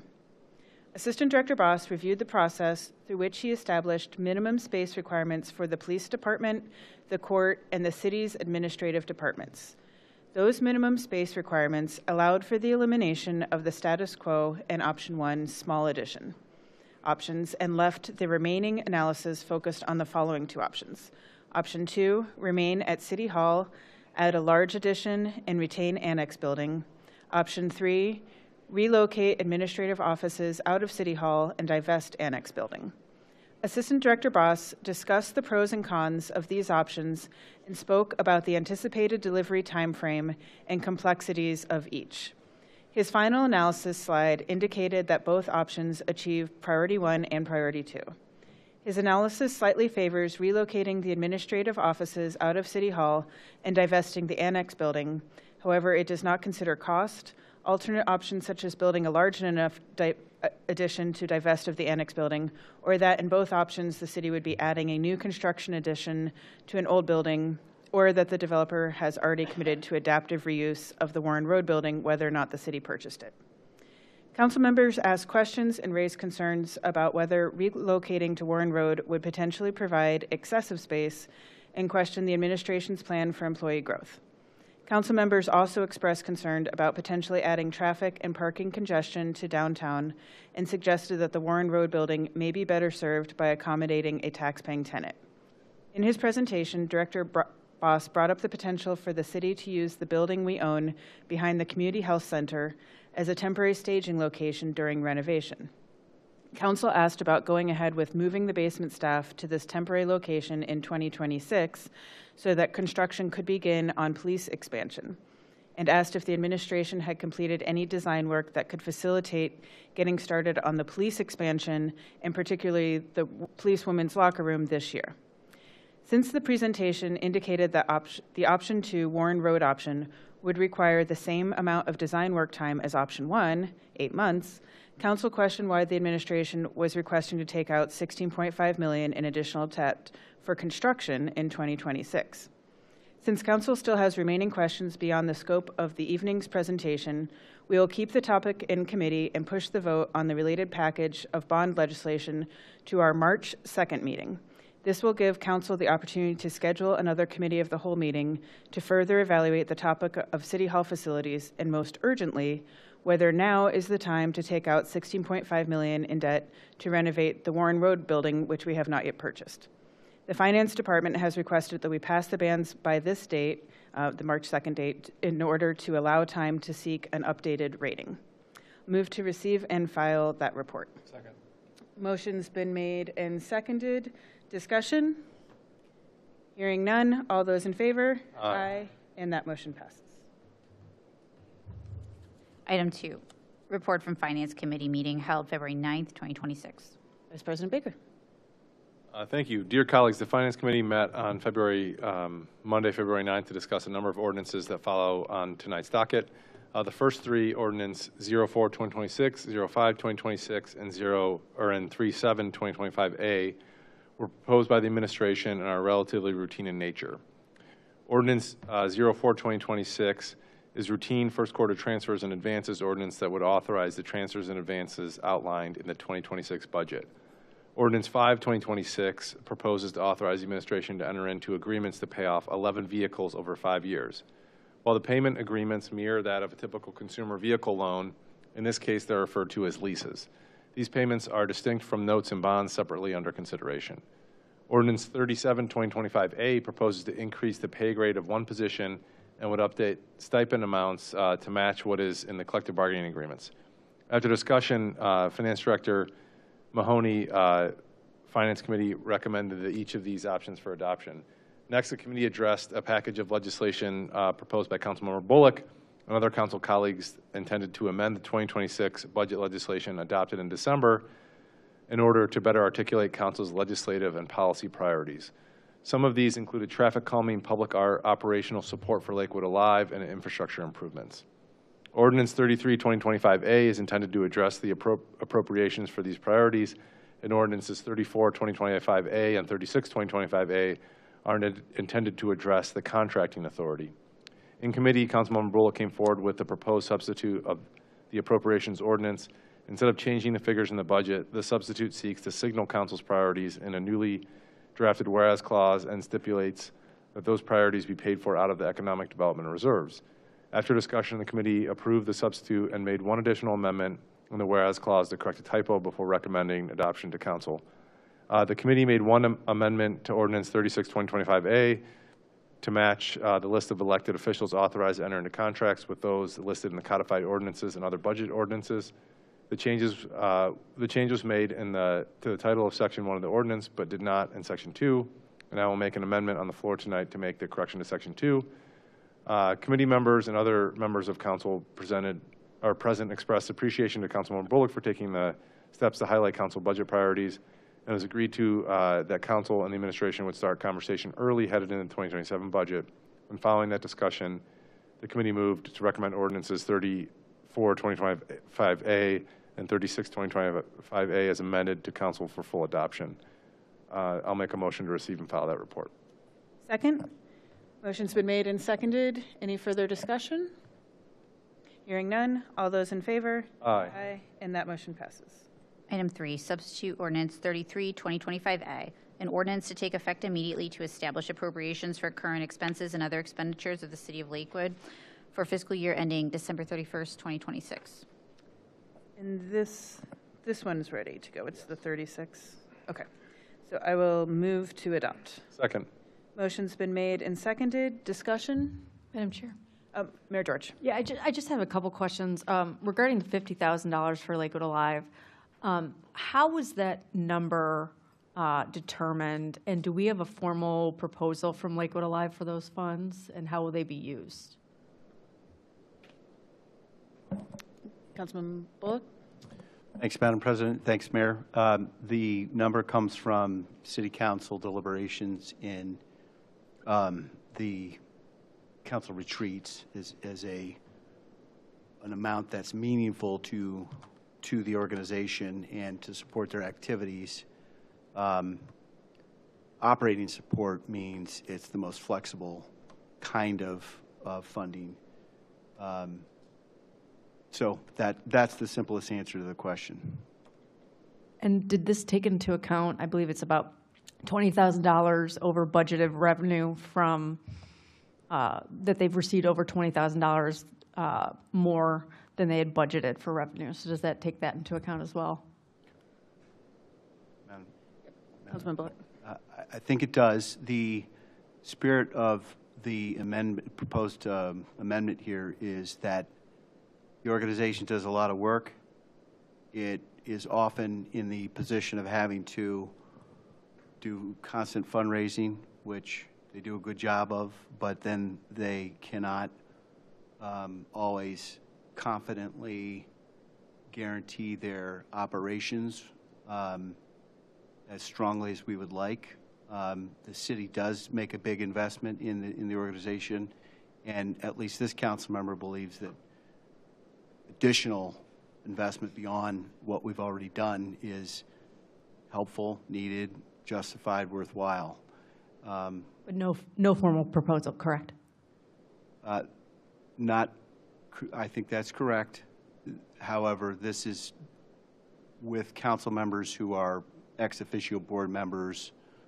I myself have been that, so I'm familiar with their budget. I know how hard everybody works on the board to raise and donate funds. They'll continue doing that. But in many ways, our approach has been, if not penny wise, pound foolish. We've been modest in our investment. And I support additional investment. So that's why I agreed with colleagues who put this forward. I hope that answers your question. Thank you. All right, any further discussion? On the motion to adopt, all those in favor? Aye. Opposed? And that motion passes. Item 4, Ordinance 34, 2025A, an ordinance to take effect immediately authorizing the Mayor, Director of Law, Director of Finance, Director of Public Works, Director of Planning Development, Director of Human Services, Director of Human Resources, or Procurement Officer to enter into contracts for professional services and to advertise for bids and enter into contracts for the purchase of repair, maintenance, and operating supplies, services, and equipment as authorized by the 2026 Appropriation Ordinance and the Administrative Code with the lowest and best bidder or bidders or as otherwise provided by law. Move to adopt. Second. Motion's been made and seconded. Discussion? Hearing none. All those in favor? Aye. And that motion passes. Item 5, Substitute Ordinance 36, 2025A, an ordinance to take effect immediately authorizing the Mayor, the Director of Public Works, the Director of Law, the Director of Finance, Director of Planning Development, and our Purchasing Manager to enter into service contracts in accordance with the Administrative Code of the City for the Department of Planning Development in accordance with the Administrative Code, contracts not to exceed the specified amounts shown without separate resolution of council. Vice President Baker, is this the one that we needed an amendment? Yes. So I'll make an amendment. I think it's technically 2 because I think it's supposed to be and or in the ordinance, and then in section 1. So the procurement officer should be and or the procurement officer. So I'll make that motion first. All right. I will second that. Motion's been made and seconded. Okay. So motion's been made and seconded. Any discussion? In the first 2, because those are the first 2 that are on there, and then the third one I will make. Okay. Yeah. All right. So on the first 2 spots, there should be and or procurement officer. All right. Any further discussion?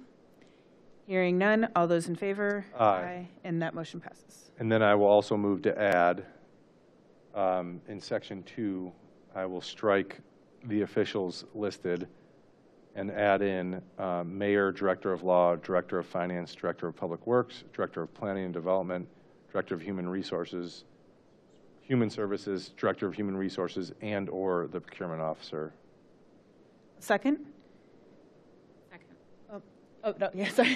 That's okay. Sorry. I'm sorry. I was just, second. Motion's been made and seconded. Any discussion? Madam Chair, or Madam Councilman President.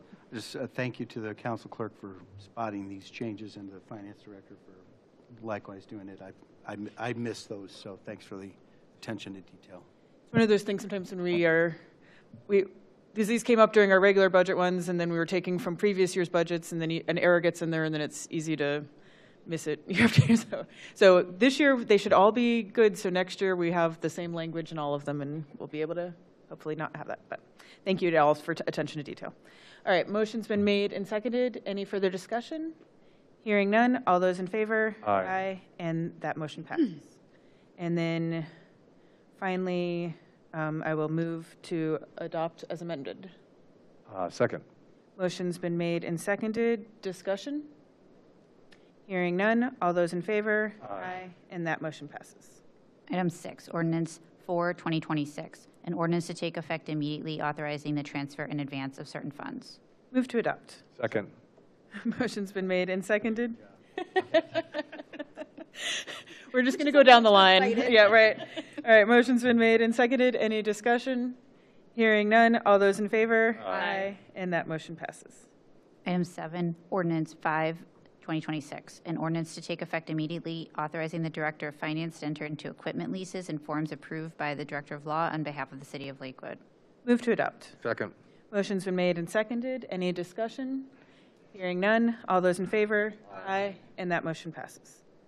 Item 8, Ordinance 37, 2025A, an ordinance to take effect January 1, 2026, to provide for creating positions and rates of pay for full-time and certain part-time annual salaried employees and hourly rate employees not covered by a collective bargaining agreement in the several departments, divisions, and offices of the City of Lakewood, including the Chief of Fire, Chief of Police, and Civil Service Commissioners, and suspending all prior salary ordinances. Move to adopt. Second. Motion's been made and seconded. Any discussion? Hearing none. All those in favor? Aye. And that motion passes. Item 9, report from Public Works and Sustainability Committee meeting held today, February 17th. Councilmember Bullock. Thank you, Madam President. Today, the committee met with all committee members present, as well as Councilman Bixenstein, which was appropriate because the topic was to hear the annual report from the Tree Advisory and Education Board, of which Councilman Bixenstein was recently a member, but he has vacated that to become a council member here. And so thank you for your service, Matt, on that excellent board. Thanks also to the Public Works Department for partnering with that tree board of citizens. They gave a very thoughtful report on their 2025 activities, a thoughtful preview of the intended 2026 activities.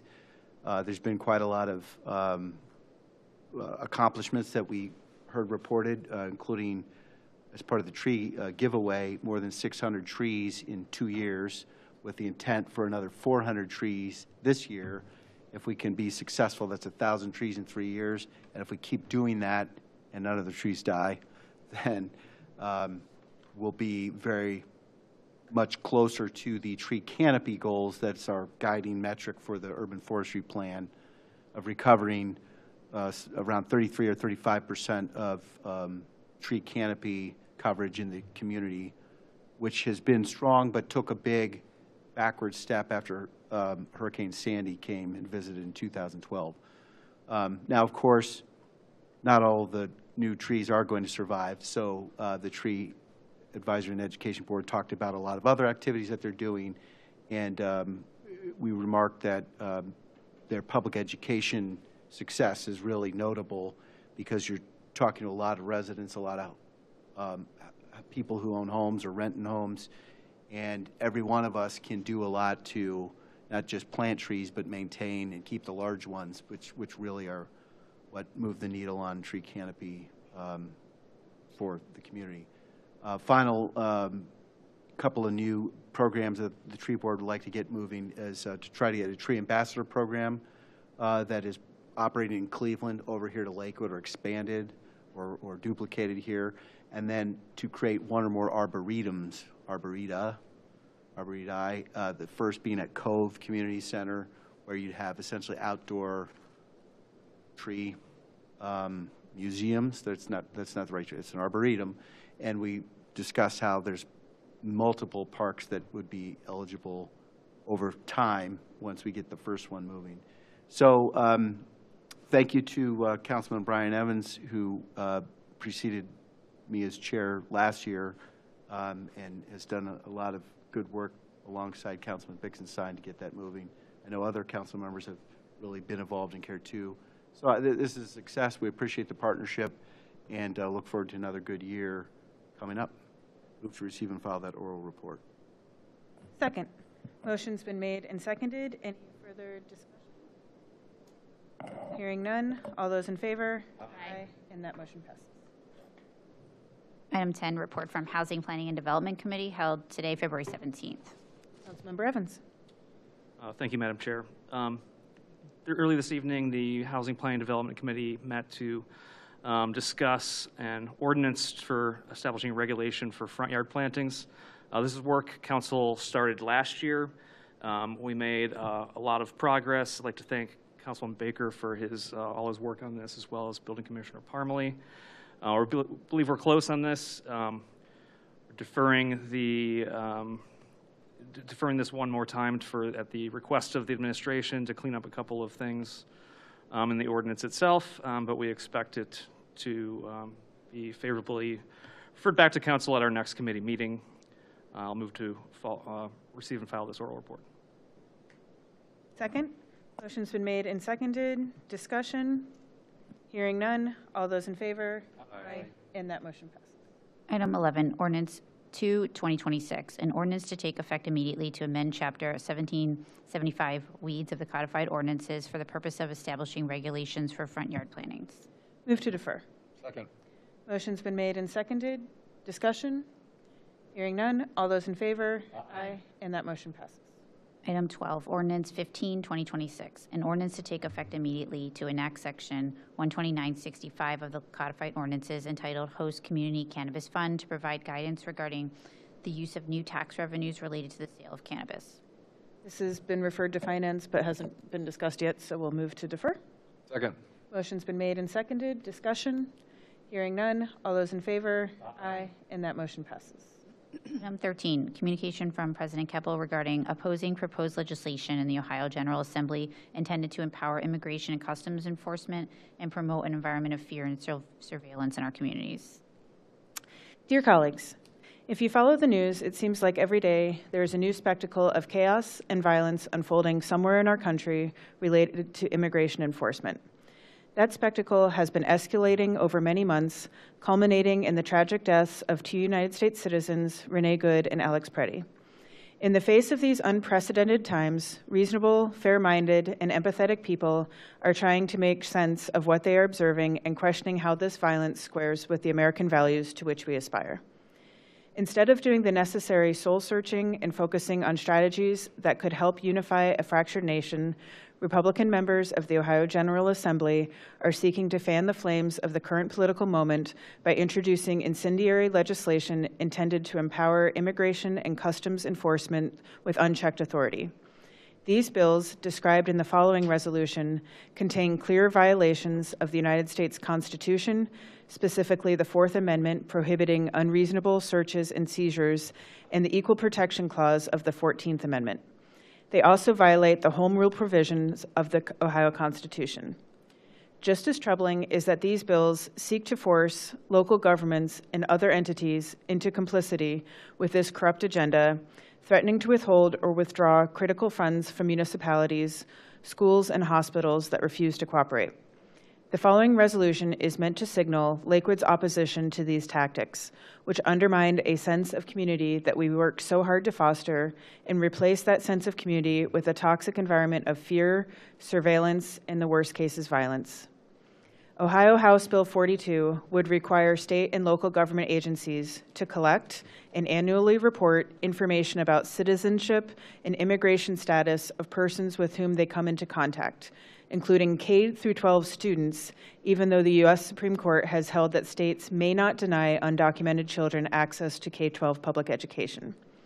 Ohio House Bill 281 would require hospitals and hospital staff to allow ICE agents on premises to enforce immigration law, and penalizes hospitals that fail to comply with penalties including suspending Medicaid provider agreements and withdrawing grant funding.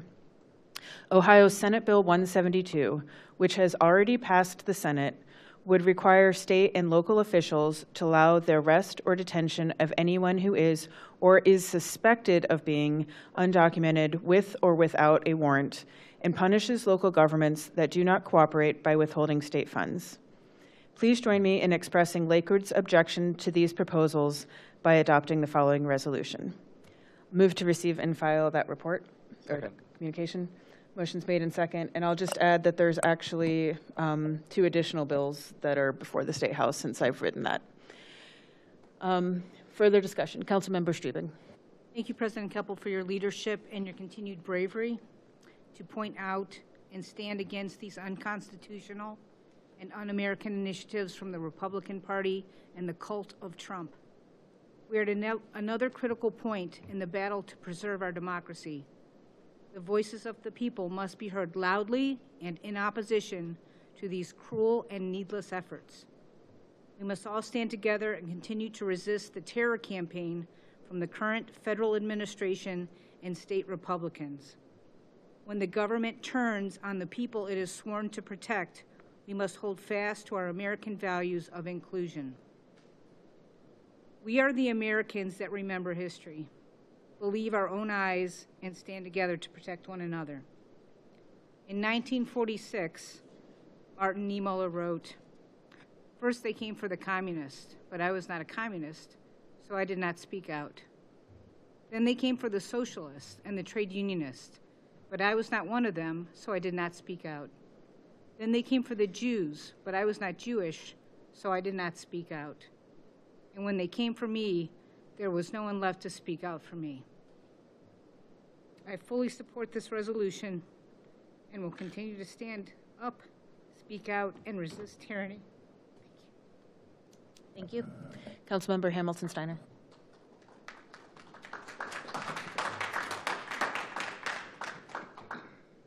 Thank you, President Keppel, and yes, thank you for your leadership and putting yourself out there. We are truly living in terrifying times, and I think it's important that we as a municipality uphold the Constitution of the United States and that of the state of Ohio. It is our duty and what we swore when we took our oaths of office. ICE operates outside the established Constitution and breaks community trust, and is causing harm throughout communities throughout our country. We have worked hard to build community in a safe, equitable, and inclusive Lakewood, and ICE enforcement outside of the Constitution would destroy that all. We need to do all that we can as council leadership and as a municipality to oppose this legislation that is pending down in the State House. Thank you. Thank you. Further discussion, council members? Vice President Baker. Thank you for bringing this forward. It's you know, it's a long line of, you know, home rule is established in Ohio as our ability to manage our affairs as a local entity, and to see, you know, in local government, and to see requirements that we do things and use our resources in a certain way is offensive to that concept. So I certainly will support the council president in this resolution. And I will say, just as a person, it shocks the conscience to see essentially what is, you know, civil administrative violations being enforced with military-style enforcement tactics. And this doesn't necessarily squarely relate to the resolutions before us, you know, to oppose this pending legislation, but it does come at a harrowing time in our country, to think about, you know, if you deputized essentially other civil violations, parking violations, and you gave them military fatigues and high-powered weapons to serve those parking violations, I think we would all be shocked as we are watching civil violations being enforced as an occupying force. You know, so these are things that I think we all recognize are abnormal and anathema to our Constitution, both written and our values as a country. And so that's offensive, but then, you know, our power and ability as a local government to use our resources as we see fit is also offensive. So I support the council president in this resolution. So thank you for bringing it forward. Thank you. Further discussion from council members? We do have one person signed in to speak on this. So Tim Collingwood, if you want to come on up, mic's on, so you can just speak when you come up, address the chair, that's me, and you have up to 5 minutes. Okay. Thank you. I'm a little out of practice, but I applaud the president's resolution. My only question I have is what would this entail regarding policy? But I am glad that from what I've heard already tonight from city council members, including my own Matt Vixentine, some gradual support for this effort. I am a descendant of immigrants, as most European Americans are, and I would really hope that Lakewood would reverse its historical trends towards inclusive trends, and that we could continue talking on what those policies can entail. I have some peers in our sister city of Cleveland Heights who did start an immigrant rights group, and I know there's been conversation, but I would like for us to not exactly parse, but share our resources equitably as we can. And I see the rest of my time. Thank you. Thank you, Tim. Did anyone else want to speak on this? There's no one else signed in on this topic, but did anyone else want to? Okay, thank you. Yeah, and on that topic is we are looking at what other municipalities have done, and including Cleveland Heights, what they're working on, and East Cleveland as well. So any other cities, there are cities outside of the state of Ohio, of course. Part of why I brought this forward is just as we are trying to get ahead, they're working to pull away our ability to control our community. You know, if you can imagine, just as we talked about the crossing guards tonight, imagining our students trying to walk to school with ICE agents on the street would be not. We want to spend our city resources helping our community members be safe on our streets and not be forced to use them for these civil infractions that are not the priority. So we'll keep working on that. We're going to do all we can, but thank you for the support.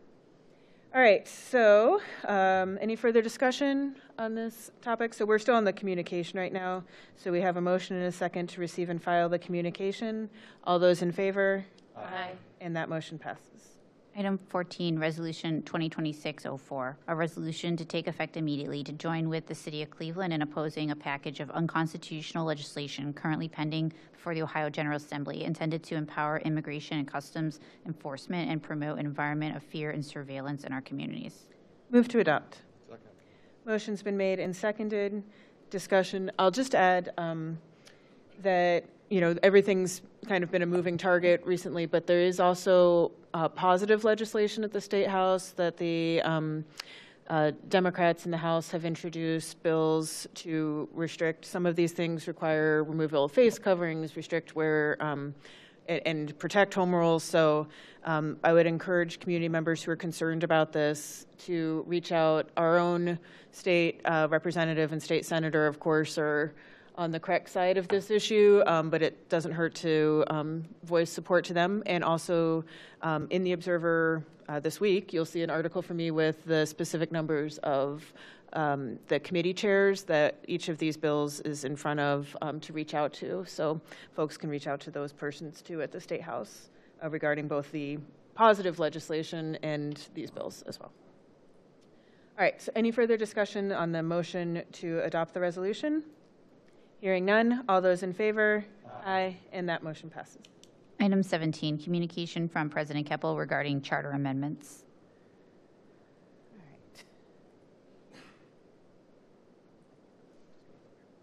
All right, dear colleagues, as you know, the third amended charter of the City of Lakewood requires a review of the charter by a citizen commission.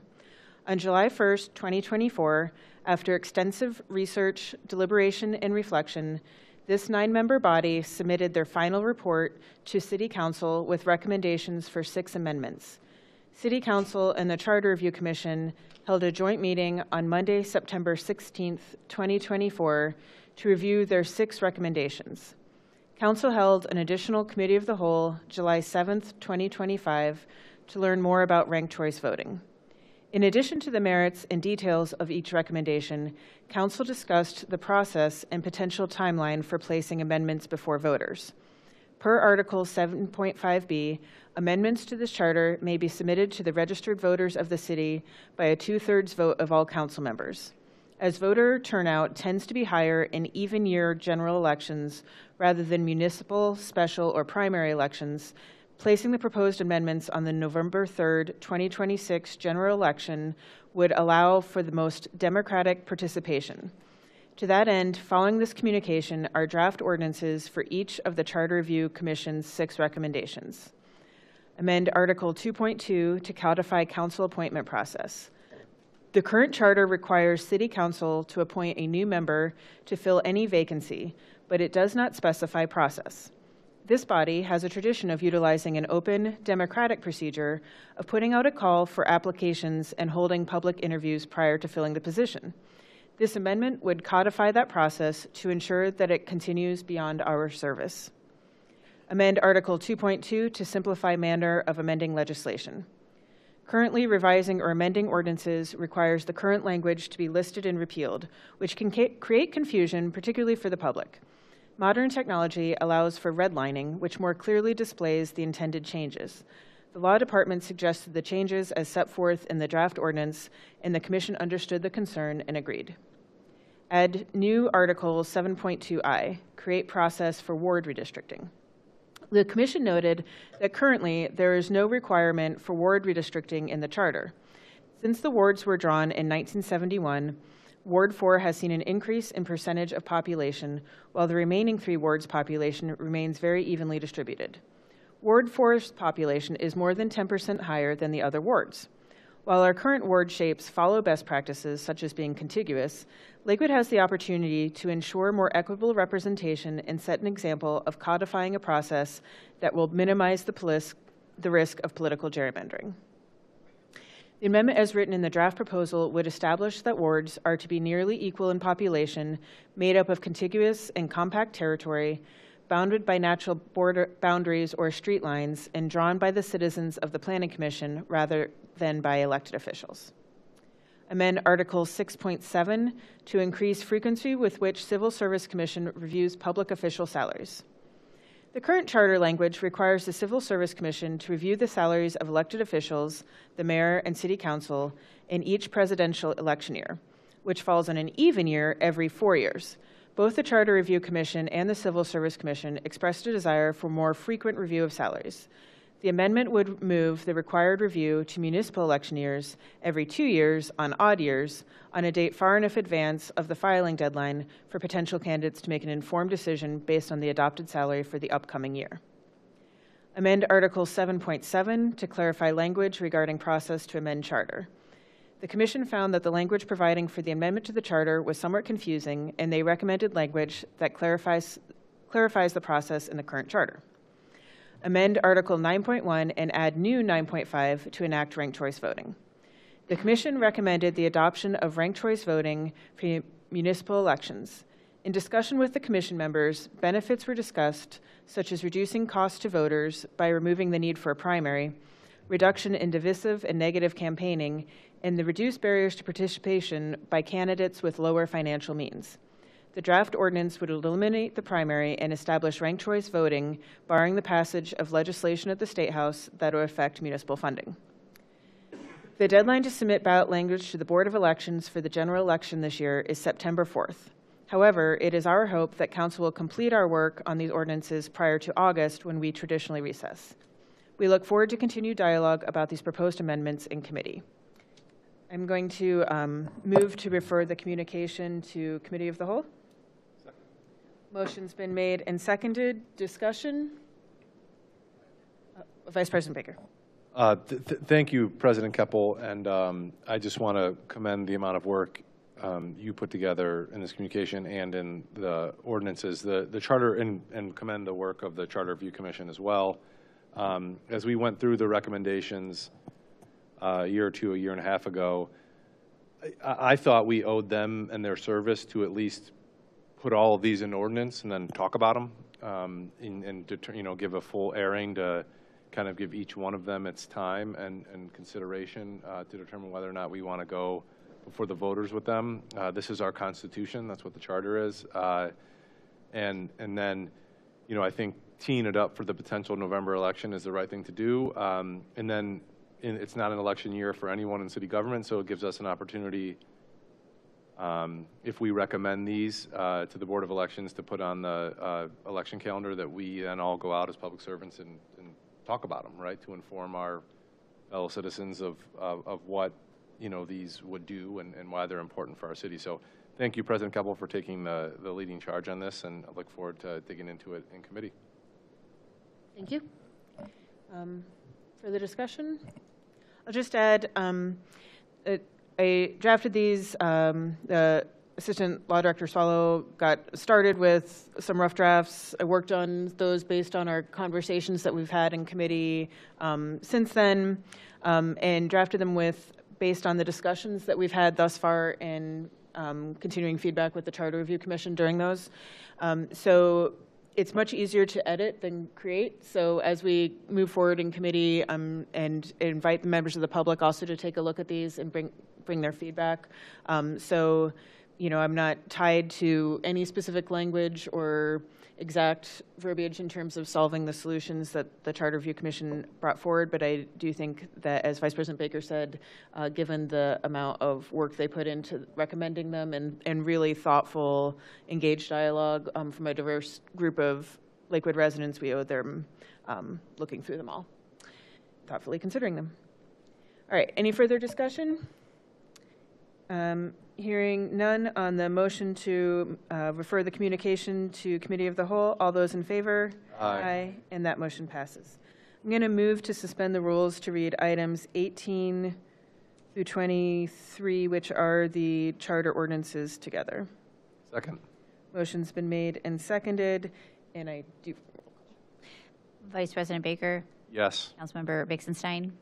Councilmember Bullock? Yes. Councilmember Evans? Yes. President Keppel? Yes. Councilmember Hamilton Steiner? Yes. Councilmember Strebig? Yes.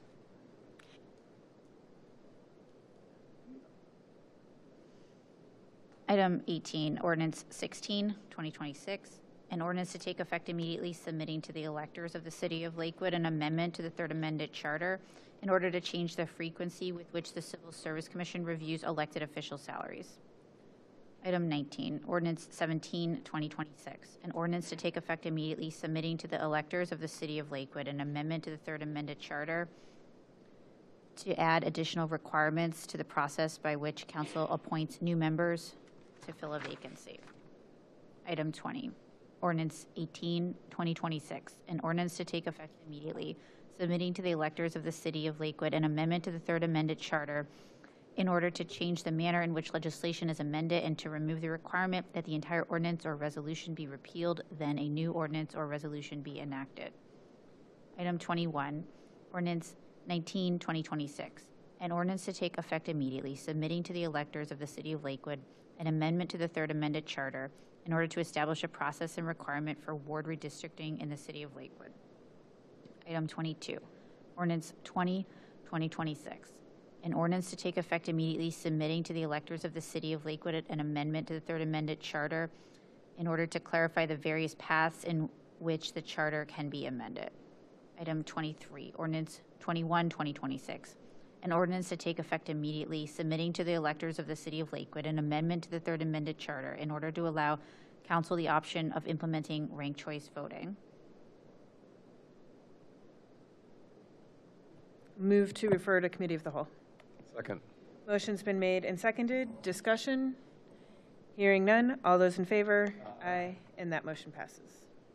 Item 24, communication from President Keppel regarding appointment to the Tree Advisory and Education Board. You guys are hearing a lot from me tonight. All right. Dear colleagues, the following resolution seeks to make one appointment to the Tree Advisory and Education Board in the seat formerly occupied by Councilmember Bixenstein. Councilmember Bixenstein was appointed to the board by council in 2023 and has recently resigned following his appointment to City Council. Whomever council appoints to fill the remainder of the term will serve until December 31st, 2026, after which point that individual would be eligible for reappointment. You may recall that council received many qualified applicants for the tree board during a competitive appointment process in fall 2025. Given that fact, I am quite confident that council is well positioned to identify a diligent and well-qualified appointee for this position. Move to receive and file that communication. Second. Motion's been made and seconded. Discussion? Hearing none. All those in favor? Aye. And that motion passes. Item 25, Resolution 2026-03, a resolution to take effect immediately appointing one person to the Tree Advisory and Education Board for the unexpired term beginning immediately and ending December 31st, 2026. So we could refer this to Public Works and Sustainability, since the Chair of Public Works and Sustainability is the Tree Advisory Board Liaison, or we could do a Committee of the Whole if we want council members to discuss it all together, or we could rely on a recommendation out of Public Works and Sustainability. Councilman Bullock. Thanks, Madam Chair. I believe I have another item in the committee that needs a hearing anyway. although now I'm questioning whether that's accurate, because I'm thinking of the Hilliard intersection. That might be in committee of the whole. But at any rate, I'd be happy to do a hearing in Public Works and Sustainability. And to your point, I think in the communication, make use of the applicants that we got not recently. And I'm looking at the screen now. We still have multiple very qualified people to consider. So what we could do is, since Committee of the Whole's got a lot on its plate, we could just have a Public Works hearing and operate it in the spirit of Committee of the Whole, but we could find a 20-minute, time slot and get it done efficiently if you're comfortable with that. Yeah, I think that's good, and potentially even do the 5-minute interview methodology that worked well for. But however, I'll leave that up to your discretion as chair. All right, so I will make a motion to refer to Public Works and Sustainability. Second. Motion's been made and seconded. Any discussion? Hearing none. All those in favor? Aye. And that motion passes. Item 26, communication from Councilmember Bullock, Mayor George, and others regarding lowering electricity costs by urging creation of community energy programs. This, Mayor George or Councilman Bullock? Mayor, since I got to read one already tonight, I think it'd be wonderful if you would do the honors. Thanks. He's just being lazy. All right. Please consider the attached resolution to support a means to lower electricity prices for Ohio families and small businesses that is under consideration in the Ohio General Assembly. Ohio residents have been paying increased electricity bills in recent years and are facing still more increases this summer. Bills have increased 10% or more in 2025 thanks to many inflationary pressures such as tariffs, data center development, and reshoring industry. Electricity price inflation is a top concern nationally, and Ohio's governor has joined those of other states in calling for price caps and energy capacity auctions of our regional grid managers, PJM interconnection. Community energy is a program adopted in 24 other states that has successfully reduced and controlled prices. It creates medium-sized off-site energy infrastructure, such as solar and batteries, and allows businesses and residents to the option to subscribe to the power it generates for a portion of their monthly bill. These projects can be built more quickly than large baseload plants since they are mid-tier and since they connect to the local grid, which is a faster process than connecting to the interstate regional grid. Customers are traditionally offered power subscription contracts with longer-term stable prices that beat inflation. Ohio badly needs more access to low-cost energy with stable prices to help families and businesses lower costs. Please express support for these important matters by considering this resolution for adoption tonight or by referring it to committee of council's choosing. Thank you. Thank you. Move to receive and file the communication. Second. Motion's been made and seconded. Discussion? No? Nothing? Couldn't have written it better yourself, huh? All right. No. We do have some folks signed in to speak on this. So we're on the communication now, but we'll hear from you first, and then we'll vote on the resolution. So first up is Tom Smith. And it looks like the light is on, so you can just speak when you come up and address me. Get up to 5 minutes. Okay. Working. My name is Tom Smith, 1528 Elmwood, and I'm speaking in favor of the resolution. In 2011, a homeowner on Clifton Avenue put 4 solar panels on his garage. Since that time, I keep track of it, there are about 175 solar installations added in Lakewood, on top of civic and commercial and mostly residential buildings. Last year was a banner year. About 30 installations were done mostly on homes, mainly because of the ending of tax incentives at the end of 2025. You can imagine the number of buildings that we have in Lakewood, and in 15 years, only 175, counting the 4 that the city of Lakewood did. This illustrates how hard it is to really go solar. It's expensive. You've got to have the right kind of roof, hopefully facing south. Hopefully your neighbor to the south doesn't have a big tree. You really need a new roof. You don't want to put it on an old roof.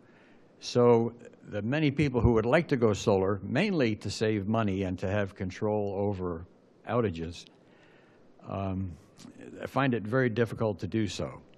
Now, with community solar, the experience in other states has been that, yes, it does reduce costs. Usually it's a penny or two cheaper to get through true community solar.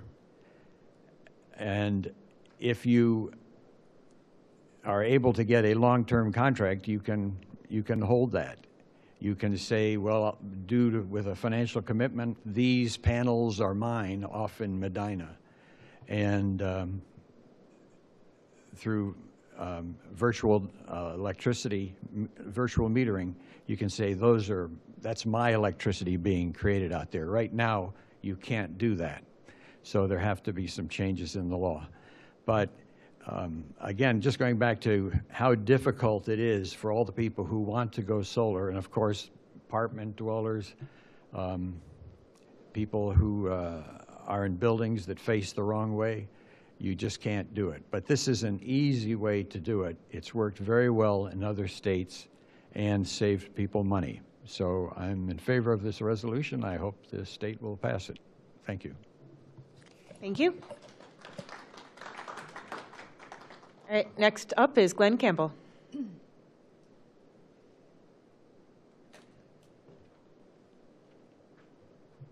Hi there.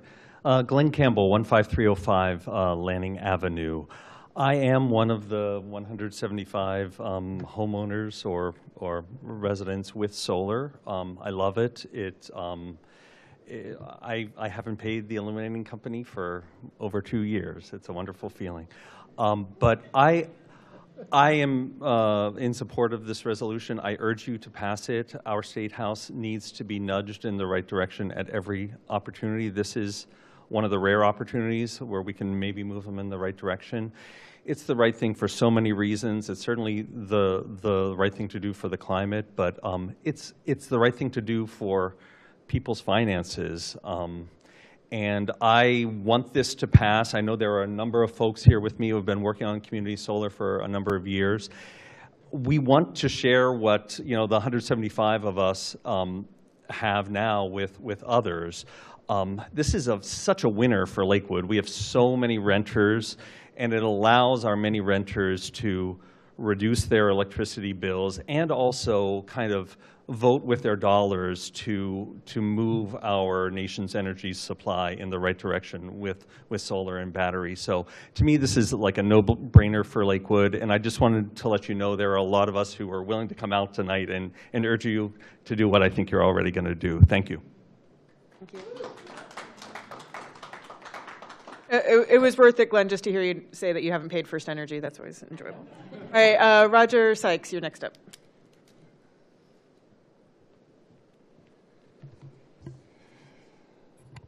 Good evening, y'all. Good evening to Lakewood City Council, the mayor, and all the mighty public out here. My name is Roger Sykes. I work with Solar United Neighbors Action. We're an advocacy group. We try to make solar more relevant to working families, try to make electric bills more affordable, and we help groups of families go solar. Lakewood has been one of our strongholds. I know we only have 175 folks who have gone solar here, but that's actually a lot in Cuyahoga County, so kudos to Lakewood for moving that.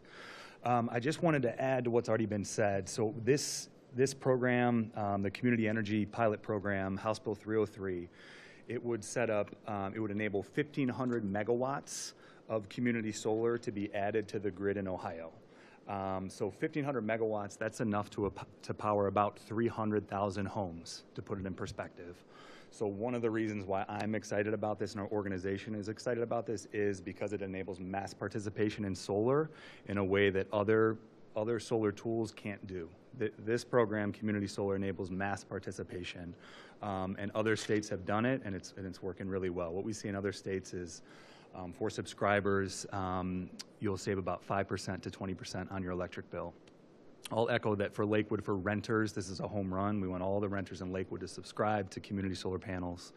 And the way that the legislation is set up is that any community solar array in the county, so in Cuyahoga County or in adjacent counties, subscribers in Lakewood could subscribe directly to those panels. And I'll lift up, it is more of a direct, like one-to-one to that particular community solar array.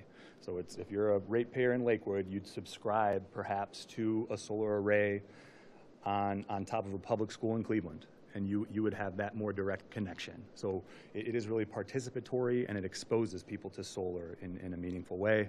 And then just the politics, why this is relevant, what y'all are doing, hopefully passing this resolution, is that, so this statewide bill passed the House in November, and it passed 77-8. So it passed with strong bipartisan support. And that's been years coming. That's been 4 or 5 years that have got us to this point. And then also the regional pressures around electric bills skyrocketing. So it's changed the politics of what's possible. If Ohio can pass this, we need to move it through the Senate. It'd be a big move for our state, for Lakewood, but then also sending a signal to other red states. Red states have not moved on this. Ohio could be one of the first to really make a move on this, and it'd be really awesome. So thank you so much for being proactive. Go Lakewood, and yeah, I hope you all pass this resolution. Thank you. Thanks, Roger. Although I would argue that we are a purple state that's gerrymandered, but no, that's a whole other situation. But anyway, all right, so any further discussion on, we're still on the communication. Any further discussion? Councilmember Hamilton-Steiner. Yes, thank you, President Keppel. So something that just came to my mind is that the data centers and how states and communities that have gotten these data centers are seeing their electrical rates skyrocket. And I'm not sure that we're going to be able to oppose these data centers. And I know right now there's one potentially, the IX Center is a potential site, and I'm not seeing a lot of movement around opposing that, but data centers, it is what it is. So I'm just wondering and hoping that if we were to pass this resolution, and if the state of Ohio, if the Senate passes House Bill 303 that you've talked about, Mr. Sykes, if that would help alleviate those skyrocketing electric bills. I don't know if would he be able to, if he can speak on that, or sure, if you would know. Yes, thank you, Councilperson Steiner, and that is right on. What's with the data centers and the increase in demand for electricity, that's obviously affecting electric prices, and the regional grid, the PJM grid, is very volatile right now. So, and in Ohio, we're a net importer. We import 20% of our energy, so we are reliant on other. We're not producing enough locally to do so. So this program, the community solar program, would help to address that. It'd be all local. It'd be Ohio controlled, hopefully locally controlled. We want local community institutions to own these solar arrays, and we'd be producing that energy locally. And that would help to lower the peaks. It's all about like the peak energy demands. Producing it locally puts us in the driver's seat and does help to address this. And to put it in perspective, this program, the 1,500 megawatts, that's maybe 2% to 3% of Ohio's overall energy use. So it's notable, but it's, you know, it'd be a small portion. We'd certainly need more, but it'd be a great step, and it would help with that. Thank you. Vice President Baker.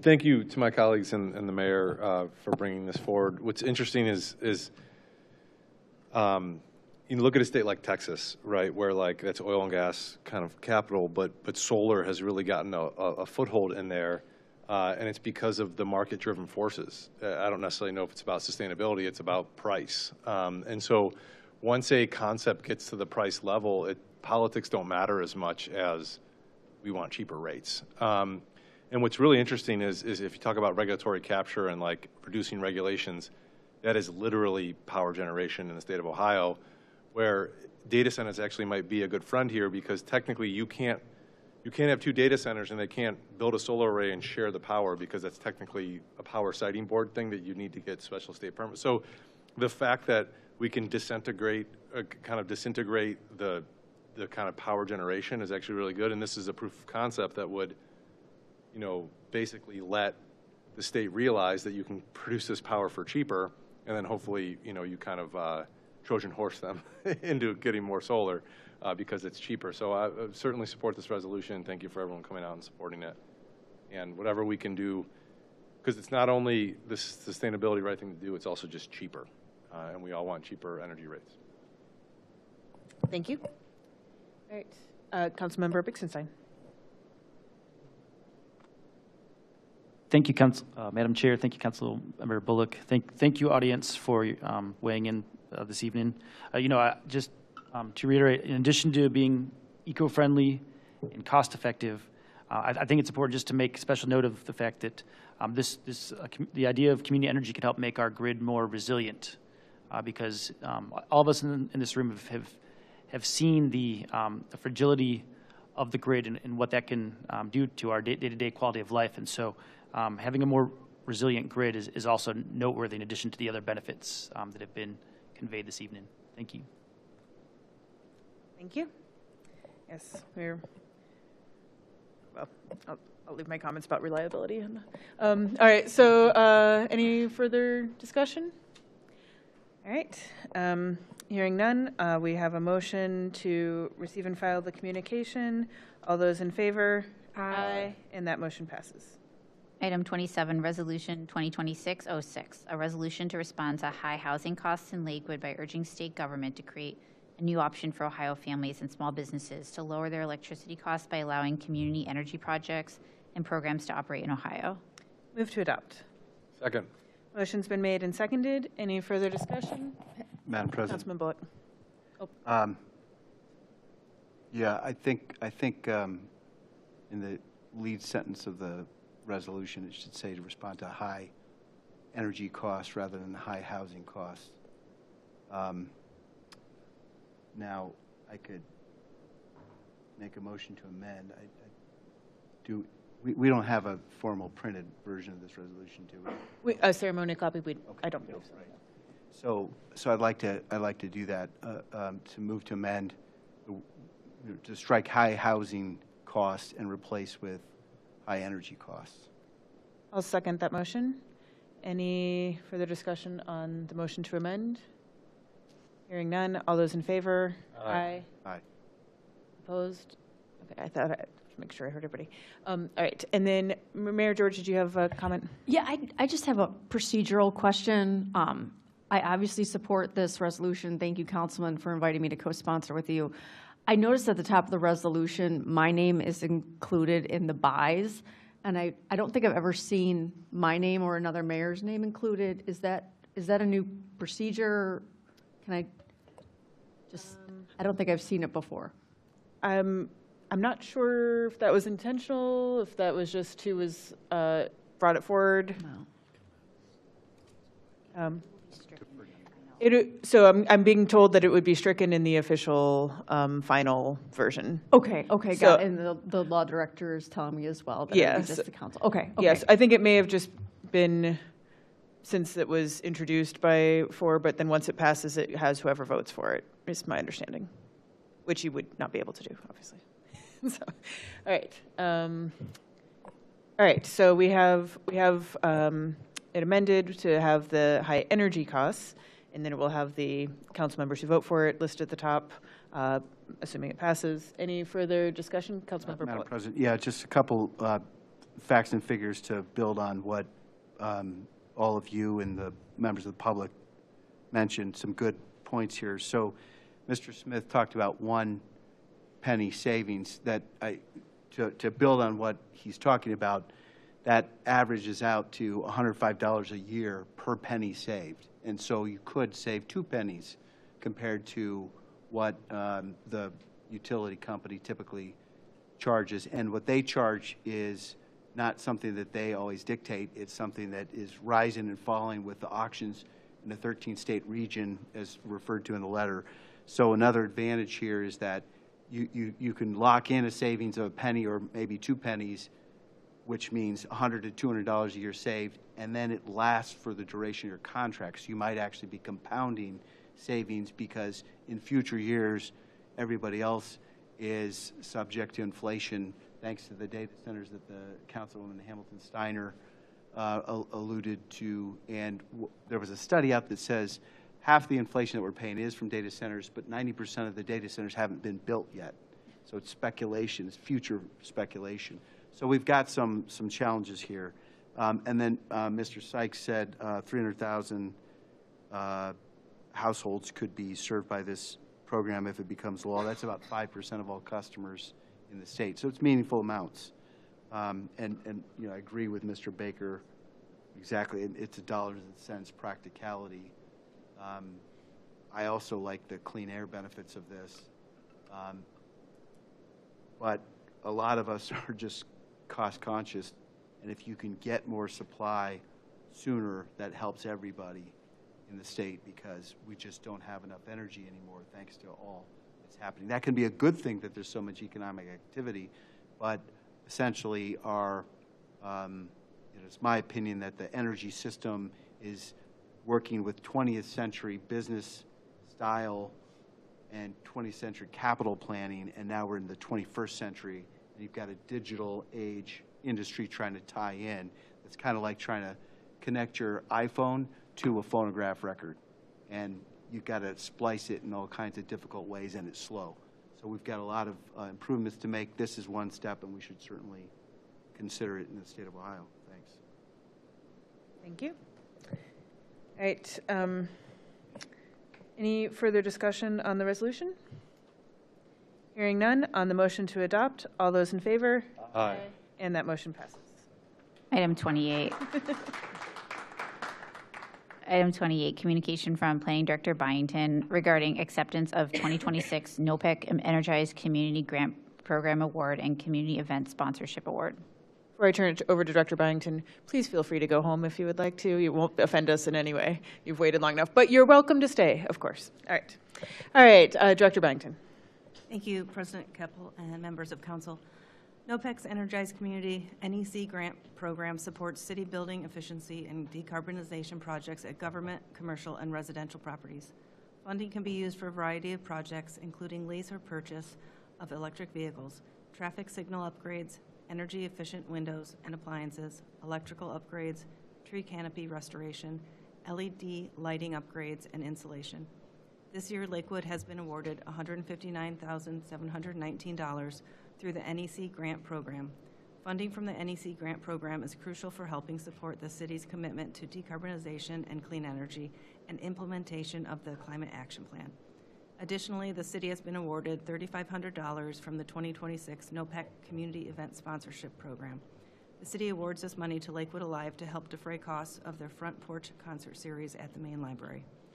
It is requested that council pass legislation on first reading accepting these funds from NOPEC for the NEC grant program so the city of Lakewood can continue to implement energy efficiency, decarbonization, and sustainability initiatives. Thank you. I'll move to receive and file the communication. Second. Motion's been made and seconded. Discussion? Hearing none. All those in favor? Aye. And that motion passes. Item 29, Resolution 2026-07, a resolution to take effect immediately authorizing the City of Lakewood to enter into an agreement to accept NOPEC's Energized Community Grant. Move to adopt. Second. Motion's been made and seconded. Discussion? Councilman Bullock? Thanks, Madam President. I support the resolution. A couple comments about what we're doing and then what we might do in future years. So first, thanks to Director Byington and Director Gordon for answering some questions and providing some answers. And maybe both of you should tout the accomplishments that you collectively have achieved here, because it's a meaningful amount of LED streetlights have been replaced over probably around 10 years now. And maybe Director Gordon could share that, and there's probably a savings number that we might be able to calculate that's a really meaningful annual savings to the taxpayer. I wonder if the Finance Department has that or might be able to study that later this year, because I think the initial analysis was that these conversions really do pay for themselves in a short amount of time. Is there anything, Director Gordon, you can share with the group that you shared with me earlier? Sure. So thank you, Councilman Bullock. So the city is currently on what we would consider a replace on failure program. So anytime a street light goes out, a fluorescent street light, the city replaces it with an LED light. The replace on failure program, to my knowledge, has been going on for a good amount of years. And currently First Energy, as of the beginning of January, has converted 50% of streetlights in the city of Lakewood to LED. And that is continuing to move forward in the next, I think it has to be completed by 2030, if I recall. Don't hold me to that date. I don't have it off the top of my head because Councilman Bullock kind of just called me out here. So again, you know, it is a replace on failure program. When the fluorescent light burns out, the city replaces it with LED.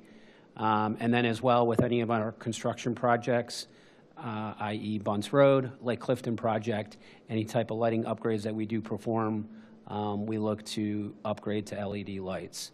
Whether that's 3K or 4K, that is determined at the time to make sure that the proper street lighting projection is still being provided.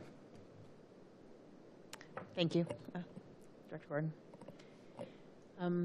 Right, and I think, you know, to the point, Councilmember, about the financial savings, given what we were just discussing, is relevant. So that might be something. I'm not going to put you on the spot, Director Mahoney, unless you happen to have that off the top of your head. Well, actually, there are no meters on streetlights, so you're just billed per light. So you don't know if you're saving any money or not, unfortunately. You're not. You're just billed by streetlight, by light. Okay, Madam President. Yep, Councilmember. So that should be then something that we revisit carefully, and there are cities that have different arrangements with ownership and maintenance. But the contract that we have with the utility, I believe that's for operating and maintenance and replacement, but I also think we pay an annual electric bill, and I'm hoping that we'll see that annual bill goes down for the unmetered streetlights. Yeah, like I said, we're billed by streetlight, okay. So I'm not sure if the electric company is just getting those savings from but they're not metered, so you can't tell by light. I understand. All right, so for future discussion, and the last comment, Madam President, is these NOPEC funds have been a good source of new capital, essentially, for us over the years. In the spirit of the Finance Department's invitation to Council to work through the normal budgeting process starting in June, you know, I guess I'd like to suggest that we think of not this year, but next year's NOPEC fundings as an option for new activities. I think the use of these funds has been a big success. It's also for the EV charger program and a number of other things that Director Byington named. That's great. So essentially we're following a process where we are using new revenues to pay for the named projects in the capital plan and in the budget that we all approved. But since we're going to look ahead to next year soon enough, we might consider these funds as a conversation for new potential items in the climate action plan or to meet other needs. It's just a suggestion. I know that you know, that's a dialogue that we should have with the administration, I think, but also amongst ourselves. Sure. That can certainly happen. I think we'd want to be thoughtful about if we use these elsewhere, which of these programs we would either not fund or where that funding would come from. So, but that's a conversation we can have as we look at budgeting for next year. All right. So any further discussion on the motion to adopt the resolution? Hearing none. All those in favor? Aye. And that motion passes. Item 30, communication from City Planner Kramer regarding 2025 pipeline grant, Madison Avenue Historic District. Director Byington. Thank you, President Keppel and members of City Council. The City of Lakewood sought support from the Ohio Department of Development via the pipeline grant, which creates a pipeline of properties that are eligible for redevelopment assistance through the Ohio Historic Preservation Tax Credit Program and helps communities and property owners advance redevelopment of underutilized historic buildings. Assistance is designated for a funding for funding a historic district nomination for Madison Avenue, which would stretch from Riverside to the west and Cohasset and Halsted on the east end of Madison. The city will use the funds to hire a consultant through a RFP process to research and assemble a nomination of the Madison Avenue Historic District. The above referenced grant was awarded to the city of Lakewood in January. Along with our partners, Lakewood Alive and the Lakewood Historic Society, we will ensure that residents, the public, and property owners are a key part of the research and nomination process. For this nomination, a public process will be held with the property owners and businesses to review and discuss the process of and opportunities that would result from designation of a National Historic District. The overall estimated cost of the project is $70,000, with the city's portion of the project being $40,000. The pipeline grant is providing $12,000, and the next item on the agenda, the certified local government grant, is providing $18,000. This letter serves to formally thank the Ohio Department of Development and to notify council of our acceptance of their grant award to allow for all the economic, historical, and cultural benefits we would expect after a historic district designation. Thank you. Thank you. I'll move to receive and file. Second. Motion's been made and seconded. Discussion? Hearing none. All those in favor? Aye. And that motion passes. Item 31, communication from City Planner Kramer regarding 2025 Certified Local Government Grant, Madison Avenue Historic District. Director Byington. Thank you, President Keppel, members of council. This is just the follow-up.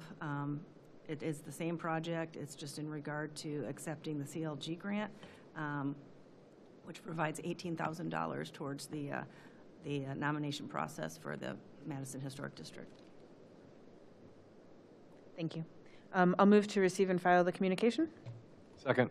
Motion's been made and seconded. Discussion? Hearing none. All those in favor? Aye. And that motion passes. Don't see. Okay, so we are now at public comment. I do not have anyone else signed in to speak. Going once, twice. Okay.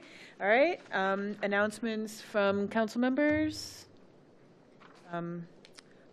I'll just mention we do have the Black Caucus, Lakewood Black Caucus event this Saturday at the West Shore Unitarian Universalist Church from 12 to 5 to celebrate Black History Month. Any further announcements from council members? Vice President Baker. The first case advisory board meeting is coming up next week, I believe. So I'll make sure to put a communication to the docket documenting kind of what we discussed so that everyone's aware of it. Councilman Bullock.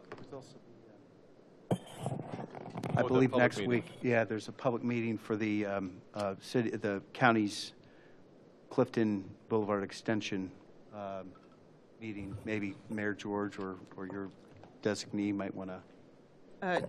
Director Gordon. Sure. Councilman Bullock, wow. So yes, that's okay. Yeah, that is correct. The Lake Clifton public meeting will be held here at the auditorium, 6 p.m. on Tuesday, the 24th. Next Tuesday. All right. Any further announcements? Oh, there's lots of cookies left, so please take cookies home, all right? Take them for your staff, directors. All right. Any announcements from the administration? All right, and then with that, without objection, no further business before council, we are adjourned. My kids